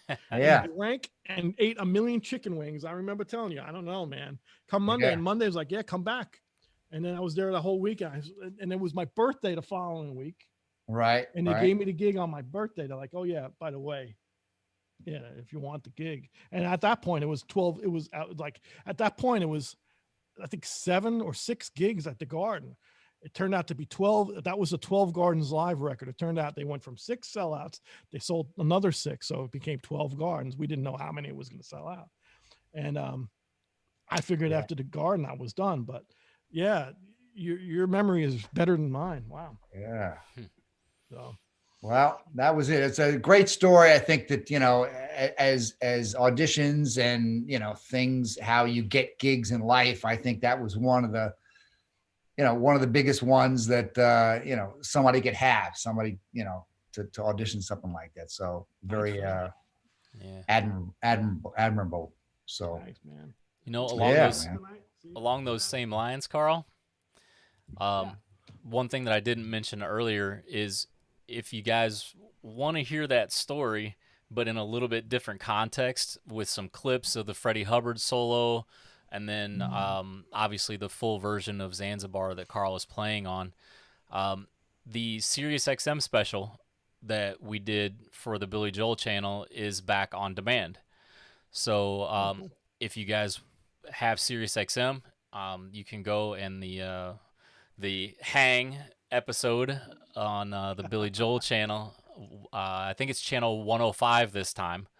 105, yeah. Yeah, it's there. And then also the special will run live again on Friday night at 10 p.m. Eastern on the 15th. So, but you don't have to wait. You can go and listen on demand. And it's kind of cool because you're talking about that story, but then you hear some of those elements of Freddie, playing and being able to hear the whole thing in context. So I figured I'd throw that in. Thanks. No one can out Freddie. No one can out Maynard. No one can out Dizzy. You do your best thing to give the energy and the life to the homage of that artist and solo, and then try to add your own little thing to it. And it's kicks my ass every time, I'll be honest with you. Hey, Phil, you're actually getting called out in the chat here.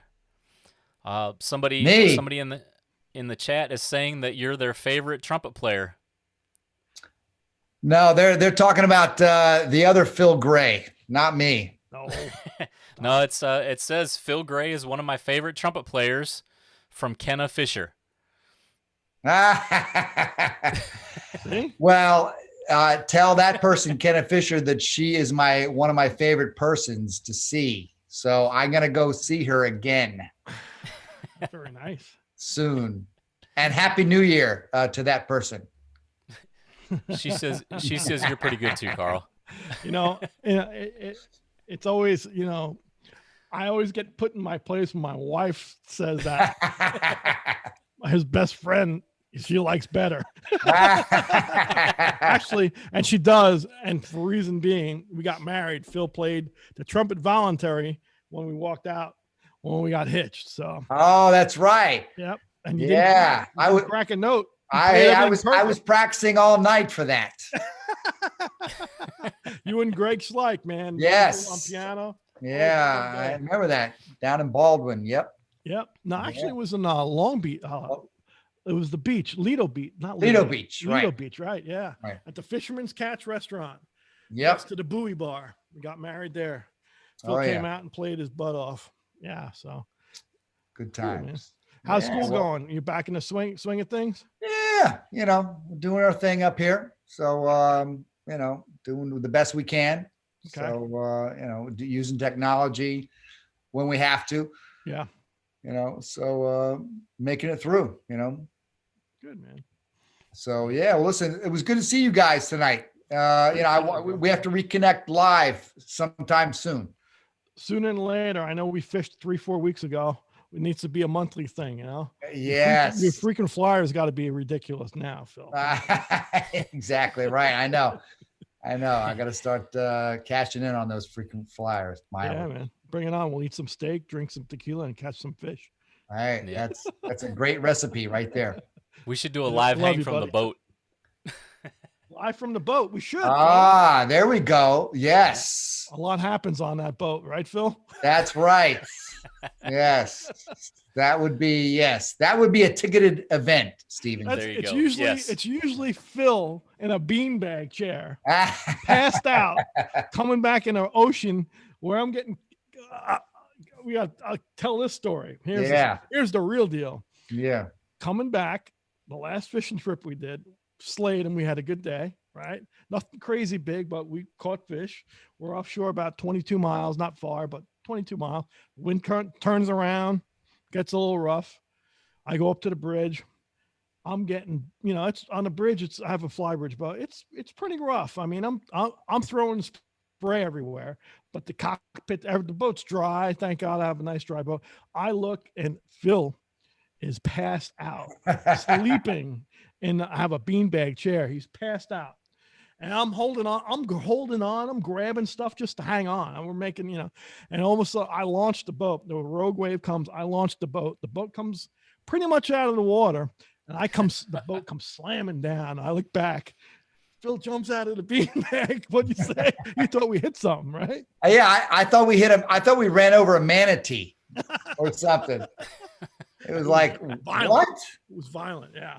Yeah. I'm like, no, it was just a wave. You slept through all the other ones. I know, right? It was fun. We had a good day. I was sore for about 2 days after that, by the way. But, awesome. Fun. You got to do Cool. it again. Thanks for calling in, Phil. Yeah. Thank you, Phil. All right. Thanks, guys. Thank you, buddy. Thank you, man. All right, Phil. Take care. Peace. Philly. All right. Look at that. 5 for 5. Yeah. I still got 2 sitting in the queue too, but I got a couple questions in the chat. What you got to do? You hanging in there? I'm good. If everybody's good, I'm good. Yeah, having a good time. Everybody's still here. Let's see. Judy had a nice comment here. Says it's so nice to get to know you more than being a musician in Billy's band. Thank you for that. Thank you, Judy. Matt Leader's here. A great story about the Zanzibar story. Noah says he's been listening to the Billy channel every day. Was great catching the special hang episode. Also really liked the jazz version of Down Easter. Oh, wow. Thanks, So, Noah. That Was cool. Down Easter Alexa's being a Long Island kid and a fisherman. Actually, for a minute, I did a couple mating jobs and helped a couple commercial fishermen out throughout the years, and actually sold some commercial fish. Always dabbled in that industry. I always had a keen affection for that song, obviously, just because of where I was living. And if I wasn't a musician, I would have been a fisherman. That's kind of my MO. But I have to give credit where credit's due. Organic Groove Ensemble, which was my band at the time, was my right hand and left hand man was brilliant Ron Oswansky, organ player, lives in Jersey, originally from Ohio. And we always had an open dialogue in the band. Bring whoever has an idea, bring a chart in, And so Ron's like, "Hey man, I'm thinking about doing do you like this Billy tune, Down Easter Alexa?" I'm like, "Do I like it? I love it. I really love the tune." He goes, "I'm gonna write an arrangement." Like a week later, he comes in with this through arranged, really intricate arrangement of Downeaster Alexa for Hammond B3, 2 horns. And the way he wrote the tenor saxophone and trumpet was very, very creative, just the way he voiced things. So we changed, we didn't change much. I think we changed maybe an articulation here and there, and nothing. I mean, it was basically played itself. The arrangement played itself down like the first pass. I think what we did, we shortened it because it, being jazz guys, we like to play 10, 12-minute tunes, and so I think we just consolidated maybe a solo here and there. And basically it was just out of Ron's pen. Ron came up, it was just in Ron's head and he came up with it. And to this day, that's still one of my favorite tunes. And I played it for a lot of the Billy Joel guys in the band and the crew, and even Billy, they all said the same thing. Wow, it takes the tune a different place. I thought that was kind of cool, so I appreciate you guys liking that arrangement. I wish I could take credit for the arrangement. I could take credit for having a wonderful organ player and wonderful musicians in the bands. I'm very fortunate. All the bands I've been in and I've had, I am so fortunate to have these wonderful guys and girls writing music and playing with me, because they make the band sound good and it's about the band. So thanks, Noah. Awesome. Jim is asking if that was one of the best birthday presents you ever got. When you got asked. Yeah, Jim. Yep.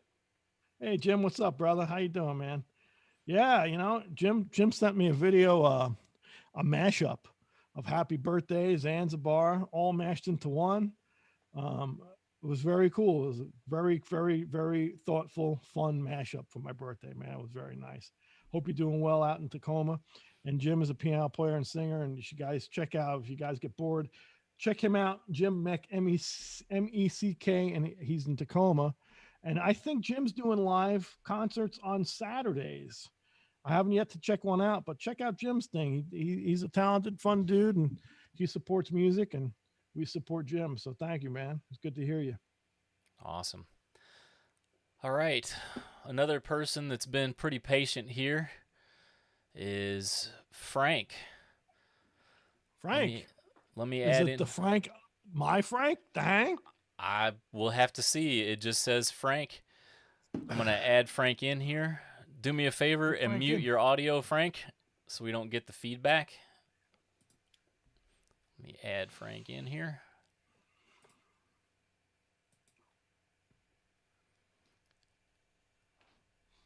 Is Frank doing audio or is he doing vid?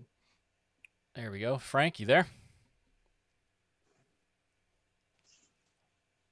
Frank should be there.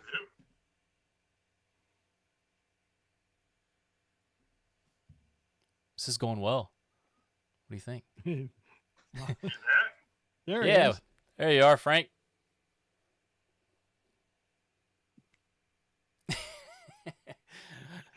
We got to work out the process here a little bit. Frank, hey, you there? Yeah, man. What are you talking through a freaking cup and a string? What do you got? A freaking megaphone? Where are you calling from, man? There we go. What's up? How you doing? Are you on the phone or are you on Zoom? No, I'm on Zoom. Turn your video on. Maybe I'll see you better. It's on. No, we don't have you. Maybe that's the problem. Are your pants on, Frank? He's too embarrassed after the soap opera conference. Yeah, yes, Frankie. Hey. It is the Hang Monster. What's up, Hang Monster? How you doing? What's going on, buddy? Nothing. Yeah? Freezing up there? Everybody's miserable in New York. Yeah. And I'm sorry about the Giants. But... Oh, man. I thought we had a little shot there to get in. But for a second, we looked okay, for a second this year. And, man, Jesus, what happened? I don't know. The first part of the year was just too, they didn't do well enough. If we won a few more games, we would have had a shot. Yeah. I don't know, man. If you sucked less, you would have done better.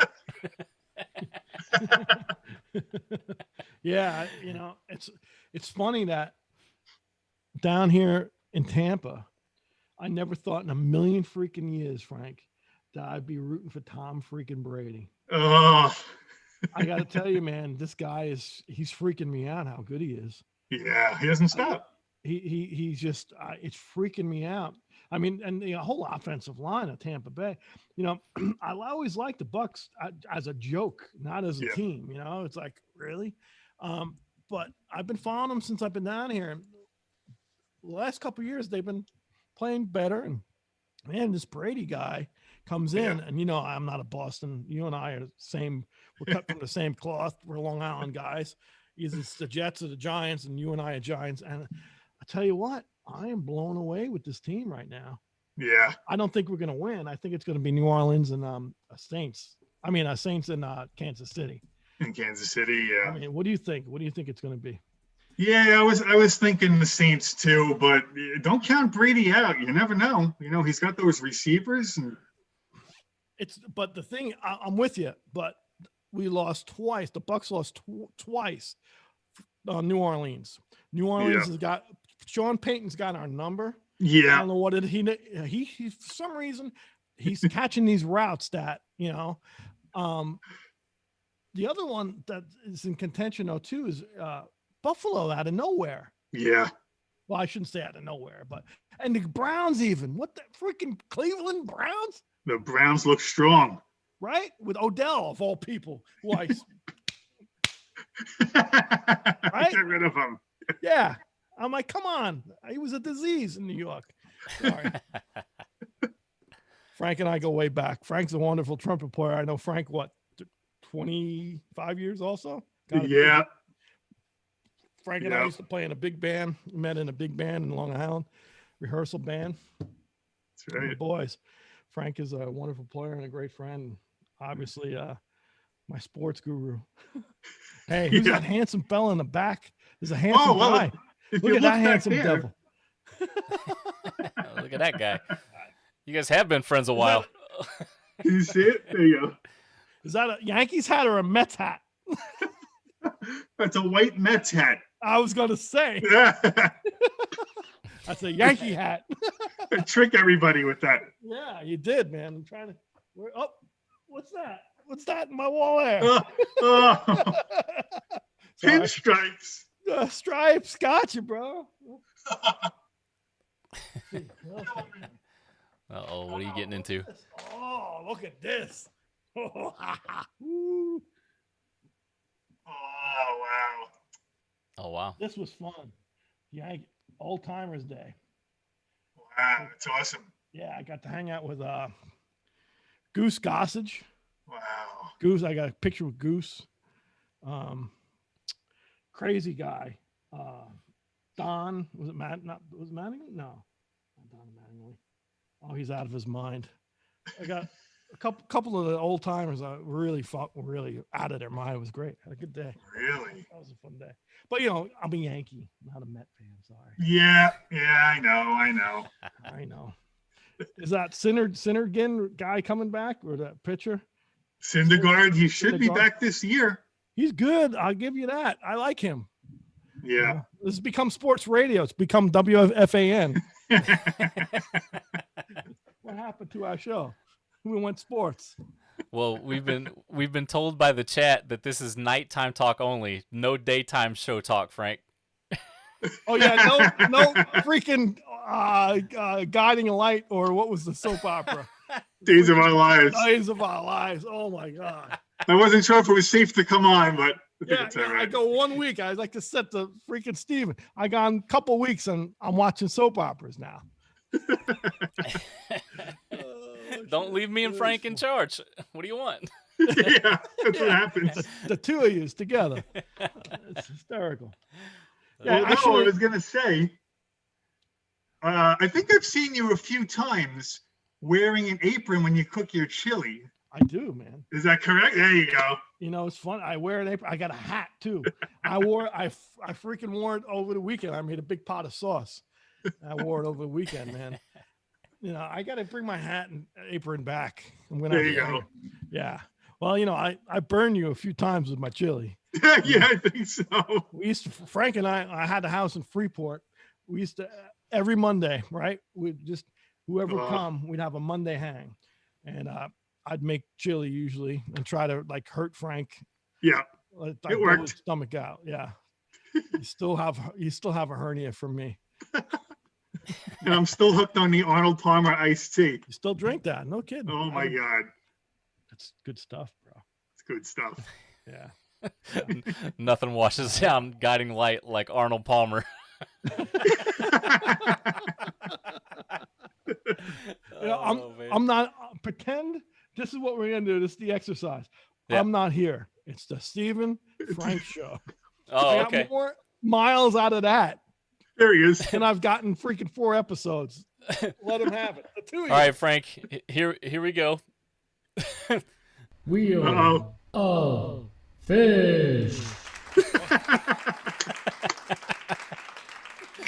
It is. No, I'm just kidding. we won't go there.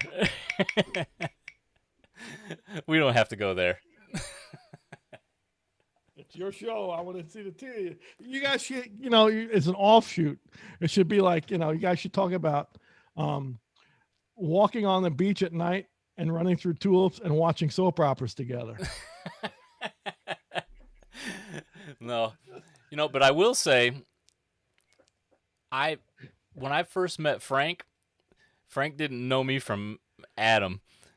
And if it wasn't for Frank, the gig that we did with the big band in Pennsylvania, it wouldn't have happened.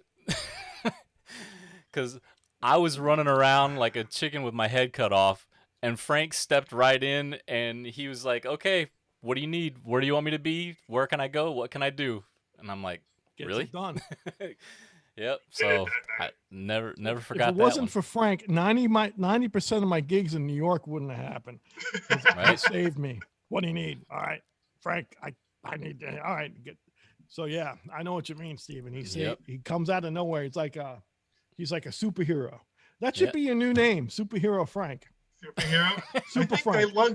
I think I lugged a lot of stuff up the stairs at the Miles Cafe. Miles Cafe and the place in Queens. Astor Room. The Astor Room. Well, at the big band, you probably have a hernia from that. Yeah, remember I had that big road case? That was a fun gig. Road case. I had that road case full of music. Yeah. Oh yeah. Wow. Actually, did I have the road case? Yeah, I had the road case on that gig. Yeah. And then Hurricane Sandy happened, and that road case got flooded, and half of the music got ruined in that flood. And that was Maynard's road case. And actually, I brought it to Florida, and I had the whole case rebuilt. My buddy rebuilt it for me. But yeah, 90% of my gigs in New York or in the tri-state area did not happen unless Frank was there taking care of business. So I'm with you, Stephen. That's right. Yeah. I think like 1 o'clock in the morning, he was putting call sheets under hotel room doors. And yeah. I'm like, okay, I like this guy. If we only had a real tour happening, Frank would be our guy. Exactly. Wouldn't that be nice though? We got to get a tour. I always, I got to tell you guys this. I watch it probably once a week. Maynard had an old Silver Eagle tour bus, a 40-foot. Remember the white tour bus Maynard had? And I don't know how I got in these Facebook groups, but it's a Facebook group of Eagle entertainer coach buses for sale. Really? And I see them from like 10 grand to 50 grand. I'm like, one day I'm just going to buy one, regardless of I don't have no gigs or anything. I'm going to pull up. I'm going to send tickets out. We're going to meet, let's say we'll meet in freaking North Carolina. Everybody's going to fly in the north. I'm going to send tickets to everybody who I like and want to hang out with and play. We're going to meet and we're just going to go around and play. I think it would be great. Perfect. Just an upgraded fish tank. Make it work. The fish tank, yeah. Basically, it's a low budget fish tank. I don't know if Frank knows the fish tank story. That's down here. That's our bus down here with that buddy Tim. Yep. Yeah, we nicknamed the tour bus the fish tank. That's great. Yeah. That's awesome. Yeah, we had a few gigs with that. What else is going on? You playing a little bit, Frankie? Yeah, at home I did the virtual arts thing. Thank you. Yeah, that was a lot of fun, and see what comes up in the spring. Hopefully something gets going. Yeah. Yeah. Otherwise I'll be joining virtual big bands. That's the only thing I think, that's coming up. Hopefully something will change. Whatever. I meant to ask you this a while ago. Whatever happened to that? So Frank and I met at Nassau Community College. Yeah. It was a big band that George Bouchard, the late great our friend George Bouchard, had. That program, I know not pandemic, it's not going, but did that band fall apart after he died? Yeah, they don't have the class anymore at the school. Really? Yep. It's a good band. And I brought it back for a semester because we did the tribute to George. Okay. And we had a concert, and they Nice. let us rehearse a couple of nights. We did the show, but then after that, I'm not a professor of music, so they wouldn't give me clearance to do a whole semester. That's what happened. Oh wow. So you needed to be a semester. You needed to be a professor of music to have the semester. Yeah. So the $20 million question is, where's the music that he had? The library. It's some of it's cataloged at the school. Okay. And I was lucky enough to borrow it for that gig. I borrowed some of the songs and I made some copies and things. Oh, good. But the rest of it is there. Okay. So if you had a professor come in that was from the old school, from that old band, they could reconvene it again, possibly. Technically, yeah, they could. Yeah, man. Who do we know that could do it? Yeah. That was a fun band. It was like a social thing. We'd hang out, we'd play. It was like a Billy Joel gig. You hang out and you play a couple tunes and you go eat and drink, It was the hang, Exactly. But it was a good hang. It was good. And he had a good music too. Yeah. Lots of good stuff. We changed music each semester. We played a lot of fun things. Yeah. I have some old videos of you joining us in some of the concerts. Really? Some old VHS tapes. Oh, wow. Yeah, man. Oh, wow. I remember a lot of that stuff. We had good times. Yeah. Wow. How's the horn treating you? Have to get some of those clips. What, Steven? Said I'm going to have to get some of those clips from Frank. I'm going to separate you two. Yeah. Yeah, the horn's good. I have my, I don't know if you can see the mouthpiece right here, but. Yeah. Oh, yeah. JRW. So it's the JRW, my series mouthpiece, and he's playing a Warburton CF trumpet. It was 007, right? That's it. So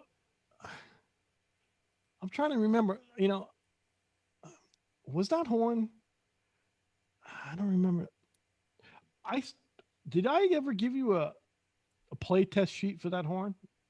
No. It's in my office somewhere. It just hit me when you said 007 last episode. I'm like, it wrong. I got to look. I think I have a sheet for you.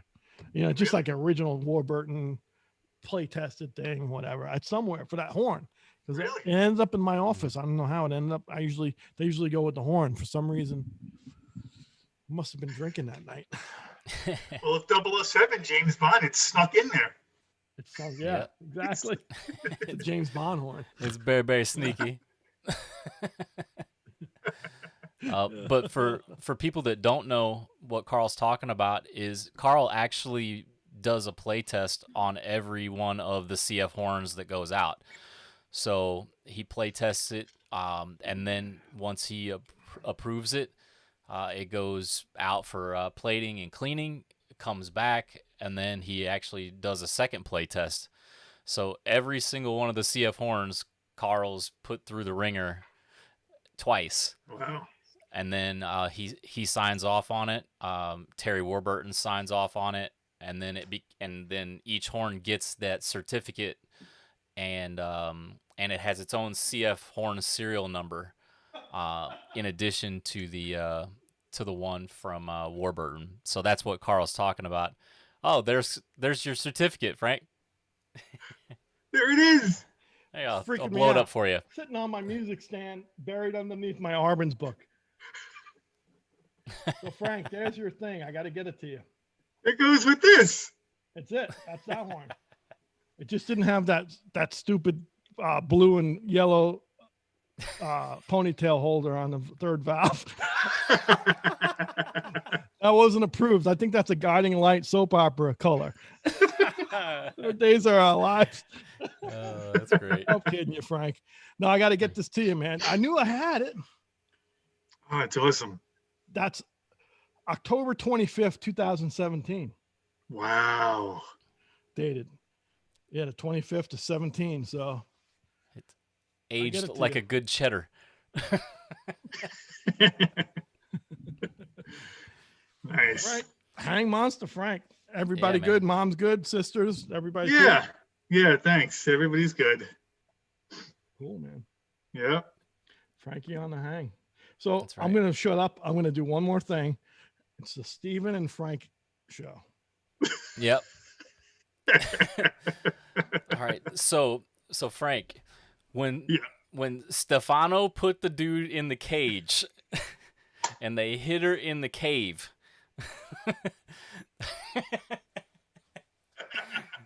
You know what I'm talking John about. Black came to her rescue. Yeah, John came back and saved her. And there was all the explosions. It was right after The Price is Right. You're welcome, Carl. Banned from the hang now after this. Yeah, right. You know, like Maynard Ferguson used to say, you give everybody enough rope to hang themselves. You guys are hanging, man. Well, with that being said, that's good. What's that? I said, with that being said, we got one more call that we got to get to before the end here, and I know we're already at like 2 hours. Oh wow. So, yeah, no, Frank, it wasn't anything you said, man. We love you. I got to get this. Do me a favor, text me your address again so it's on my phone. Next time I go to the post office, I'll have it right on my text. I'll just throw it out there to you. All right, thanks. Good seeing you, man. Sorry we can't hang out. Wish we, thanks for being here. We got the call-in thing now, so Yeah, this is great. thanks for supporting the hang as always and supporting what we do. Anytime. awesome, Love you, buddy. Frank. Thank you. Thanks, man. All right, guys. You too. Be good. Take care. Peace. Peace out.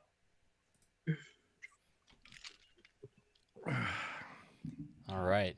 You hanging in there? Hank the Hang Monster. Yeah, man. I'm Hang doing good. monster, man. Doing a hang. I love it. We have Yeah. anything? Peanut Gallery? Before? Jim says, thanks for the plug. He was actually talking about getting the Billy gig for your birthday, not his present. Billy. Oh. Yeah, But thanks man. for the plug. You got it. Mandy says she doesn't want to hear about the Giants. The Eagles sucked spectacularly. Yeah. Well, yeah, for some reason, man, Northeast didn't do farewell this football season. Let's see here. Yeah, just a couple people saying hello. All right. That means we hit them all. Yeah. Thank you. I do have one more here in the waiting room that's been waiting for like an hour and 20 minutes. Patient. All right. Yeah. Appreciate Got it. another great trumpet player, Mr. Carlo.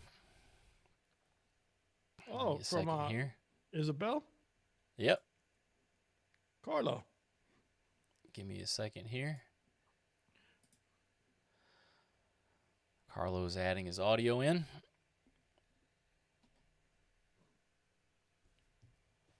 Connecting. Sorry for the wait, guys. How dare All right, you? Carlo, you there? This is that delay. The delay kills us. Yeah, it's all right. I ain't going anywhere. There he is. Carlo.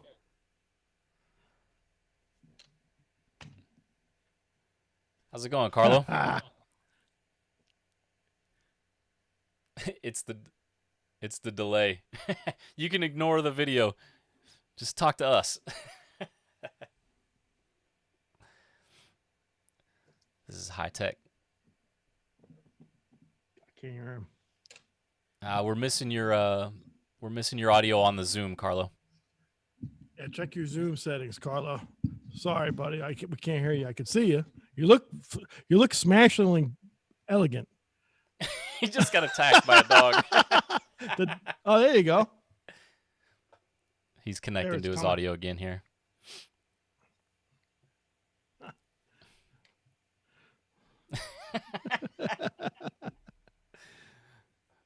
We're getting there. Connecting. Yeah, this is part of the glitch that I was talking about. How's that? There he you is. are. Hey, Faizan, how are you? What's going on, brother? How you feeling? Nothing Carl? much. Yeah, just I in see- Joliet, south I of see the- Steve. I see the puppy, man. Oh yeah, What you got there? she's a Oh. golden doodle. Oh, that's a killer. Who's he or she? She's Sophie. Sophie. Yeah, Making the hang. It's like a canine hang tonight. I love yeah, it. she's a year old. Oh man, beautiful. Thanks, man. How you doing, Hey. Carlo? Good, buddy. How are you, man? Happy New Year to you both. Happy New Year, Thanks, bro. man. What's happening? Didn't have a New Year's gig, but oh well. No one did, I don't think. Right? No, man, it was pretty brutal. Pretty brutal. How you faring, man? You've been all right? Otherwise, yeah. Yeah, obviously- just no gigs, just playing. I think we're going to be starting something maybe in July or August with the Buckinghams, Okay. doing some shows out there. Good. So hopefully that'll work out. Just some virtual stuff that we're doing online, Okay. Yeah, man. teaching students through Zoom, Still hanging doing with the you on future. Tuesday nights, man. Thank you for making a hang. Whenever I Yeah. see you chime in, I get a chuckle, man. I got my Illinois contingent in the LaGrange area, Joliet and LaGrange. There you Right? go. You and Stephen are like close, like neighbors, right? Yeah, we're Steve, about a half hour away. Yeah, somewhere in there. I think that half hour, 45 minutes or something like that. It's not bad. Yeah. LaGrange Yeah. Park to Joliet. That's not too bad. No, it's not too bad Hey, at all. man, so what was the school in Joliet that Maynard used to play? Is there a college in Joliet? It was a high school. Was it Joliet High School?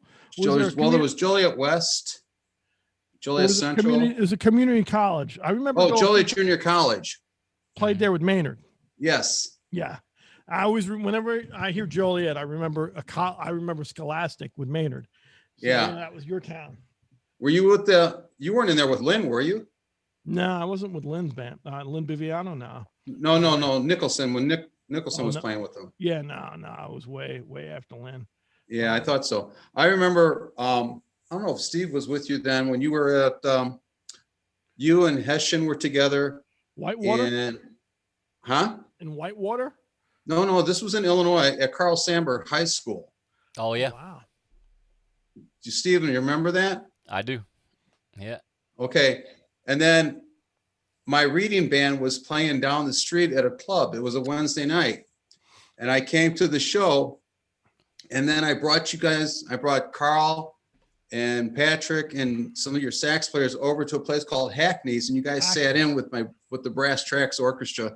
And the crowd didn't know what the heck hit them, man. It was crazy. Do you remember that night? I remember Hackney's. I remember when we reconnected in the baseball park at Wrigley. You came to a Wrigley concert for Billy concert. Yeah. And you revisited that story. Once you said Hackney's, it was like Right. a lightning bolt because I remember I remember the name. I remember the hang. But Yeah. there's a lot of between the two of us. You have a lot of gigs under the bridge. Same with me. It's like, and then certain things.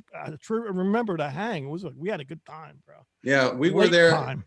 Oh man, it was great. But then I brought you guys back to the hotel, and I finally left at 4:30 in the morning because I had to be at the office at 7. Sounds about right.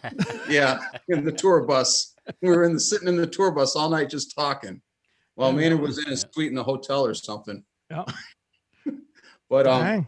It's a hang. oh, that was a good time. That was a hell of a good time. That place, we were there at Brass Tracks. We stayed at Hackney's for 27 years. Really? Yeah. Every Wednesday night for 27 years. And now it's torn down as a sushi place. Oh, what a shame. So, Carlos, explain to me. So, Hackney's, and then you had another place in LaGrange near Stephen that went out of business too, right? That you were playing with the big band. Was it the same big band? Hackney's is the place that we played at for when you were so there. That was in LaGrange? It's No, close that's to it. here, That yeah. was in Palos Park, Okay, Yeah. I'm sorry. which is a short jump to LaGrange. okay. So, Stephen, that was the place that you hung out with Carlo at. Yeah. Yep. Okay, Mhm. now Down it's there a coming couple together. times. Okay. Yeah. Cool. Yes. So that was Yes. brass tracks, and man, so not even sushi Yes. restaurant. We were there with them that was 27 years at that place, man. Jesus. It was fun. But now we're at a place in Lamont, Illinois called the Quarry. But we haven't been back there since last March. So yeah, it's coming on a year. Jeez. yeah, man, it is. It's been a long time. I know, man. But how are you faring it? Here we are, brother. I'm doing good. We're Yeah. just trying to keep the key word for this year now is agile. We're trying to be agile. Really? Whatever that means, Yeah. But we're getting through it. Yep. I'm trying to release a couple different things. Once a month, I want to try to release a tune. Cool. Just because I think the world needs music again. Yeah.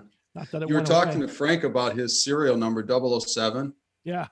And I got the Shilkey anniversary horn, Did you? and the serial number is 007. That's cool. Wow. What Shilkey did you get, Carlo? It's the V1. It's the cool. 50th anniversary edition that they made. Wow. Yeah. My wife bought that for me for my 50th birthday. There you go. That's beautiful. And she presented it to me at Hackney's because on my birthday, I went to Hackney's and played with the band. Wow. And I was sitting at the bar with my buddy, and my family never comes to see me play over there because they heard the same songs, So he says, "Hey, I think there's something wrong. Your family's here, man." I says, "What?" They presented me with that horn that I mentioned to my wife one time, and then she researched it and found a place to get it in Naperville and got it for me. It was the only time we've been together now 45 years, and that was the only time she ever bought a horn for me. That's beautiful. And she picked the right one, though. I mean, She picked the right one. Yes, she did. she did good. Man, Well, the CF horn wasn't out at the time. I got you. Well, you didn't do too shabby with that B1. I'll tell you, to Yeah, this it's day, beautiful. I am so the workmanship that Shilkey does. I don't have to tell you, man. The Yeah. horn is just so beautiful. Oh, Every one they make is just pristine. the etching on it was all handmade, all hand done, gold plated mouthpiece. Wow. I mean, I didn't play it for 5 years. Really? I was afraid to take it out of the case. Wow. Honest to God. Wow. And the night at Hackney's, when they gave it to me, the guys were passing it around like candy, just blowing on it. Yeah. I'm thinking, oh my God.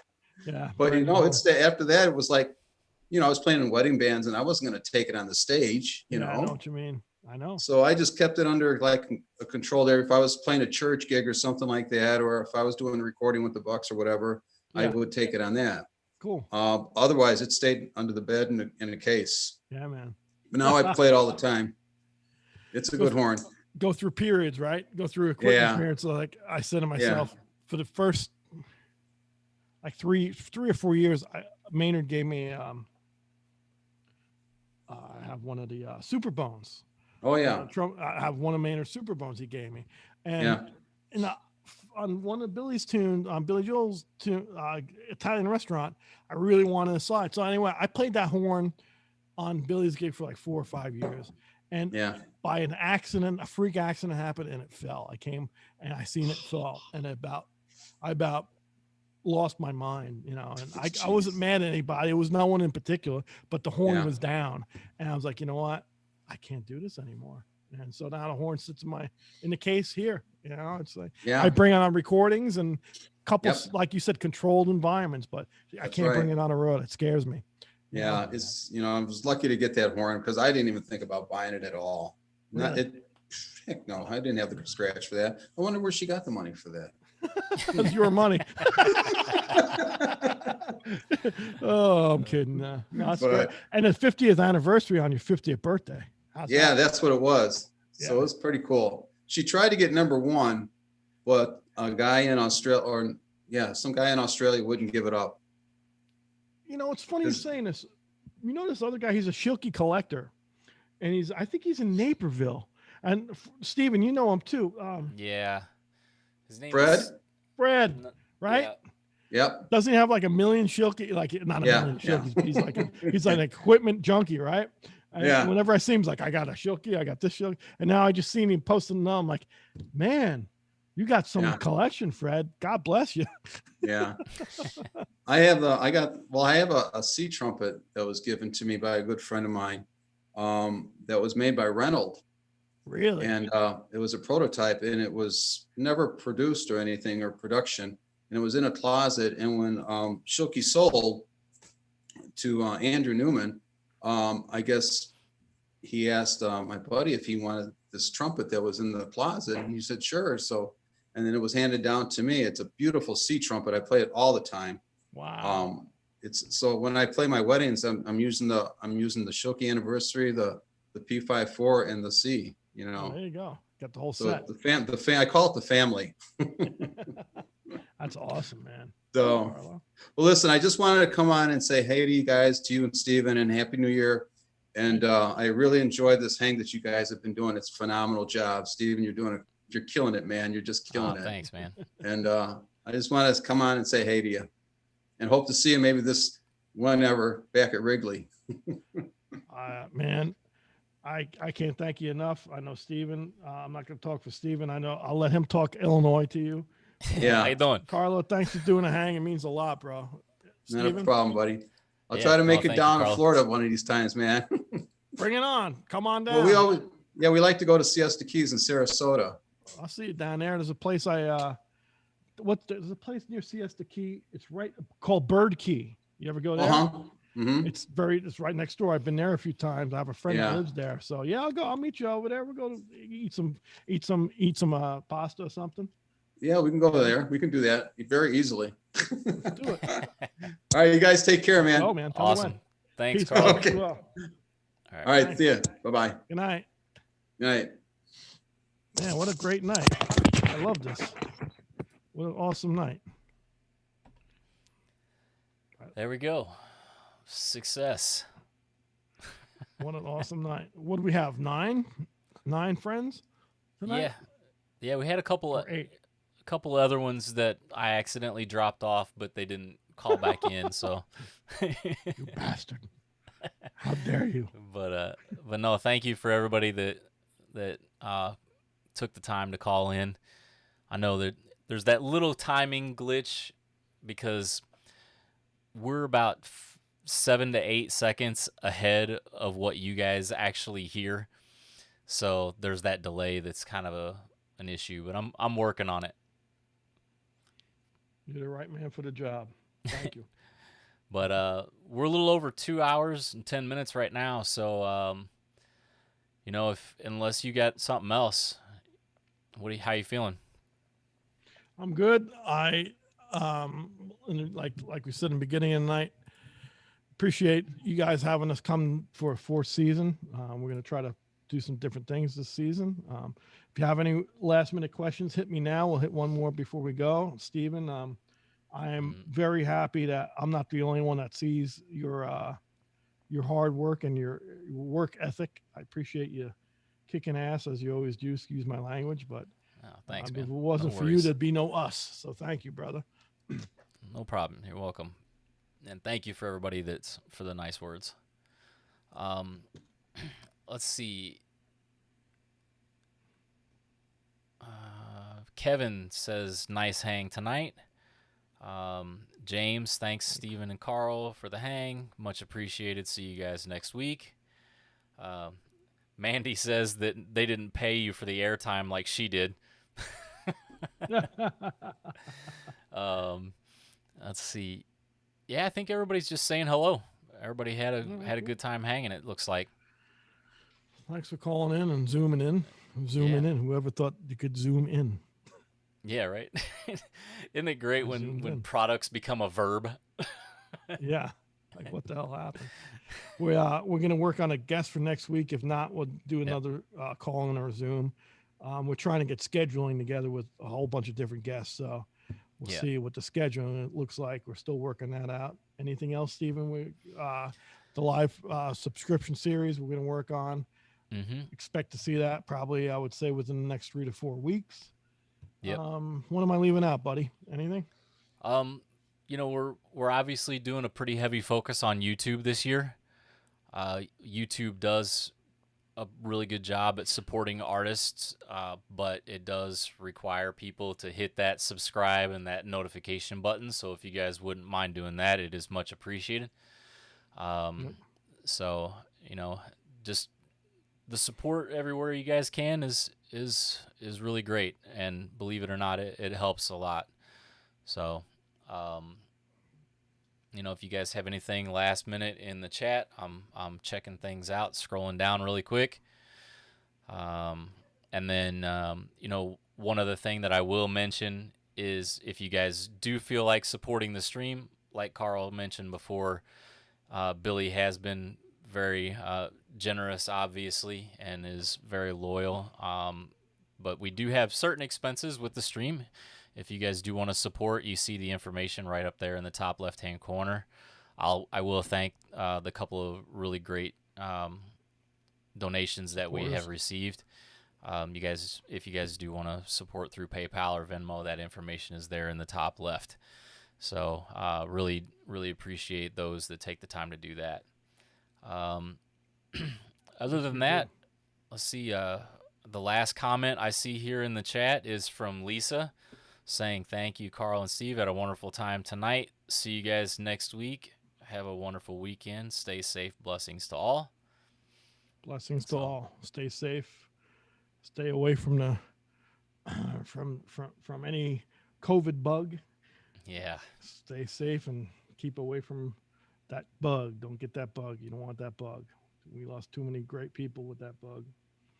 And so yeah, we appreciate you guys hanging with us. And Stephen, thanks for making a first real multi-platform Zoom and phone calling. I know you did the call in Zoom last week, but having both is very, very cool, I thought.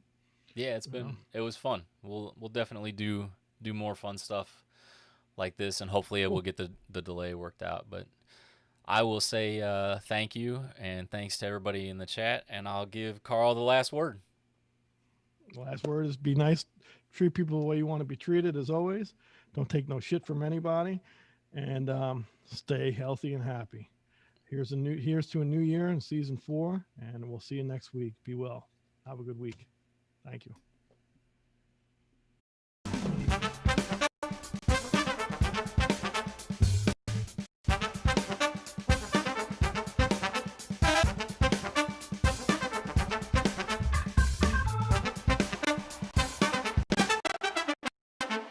Mr. Carl Fischer.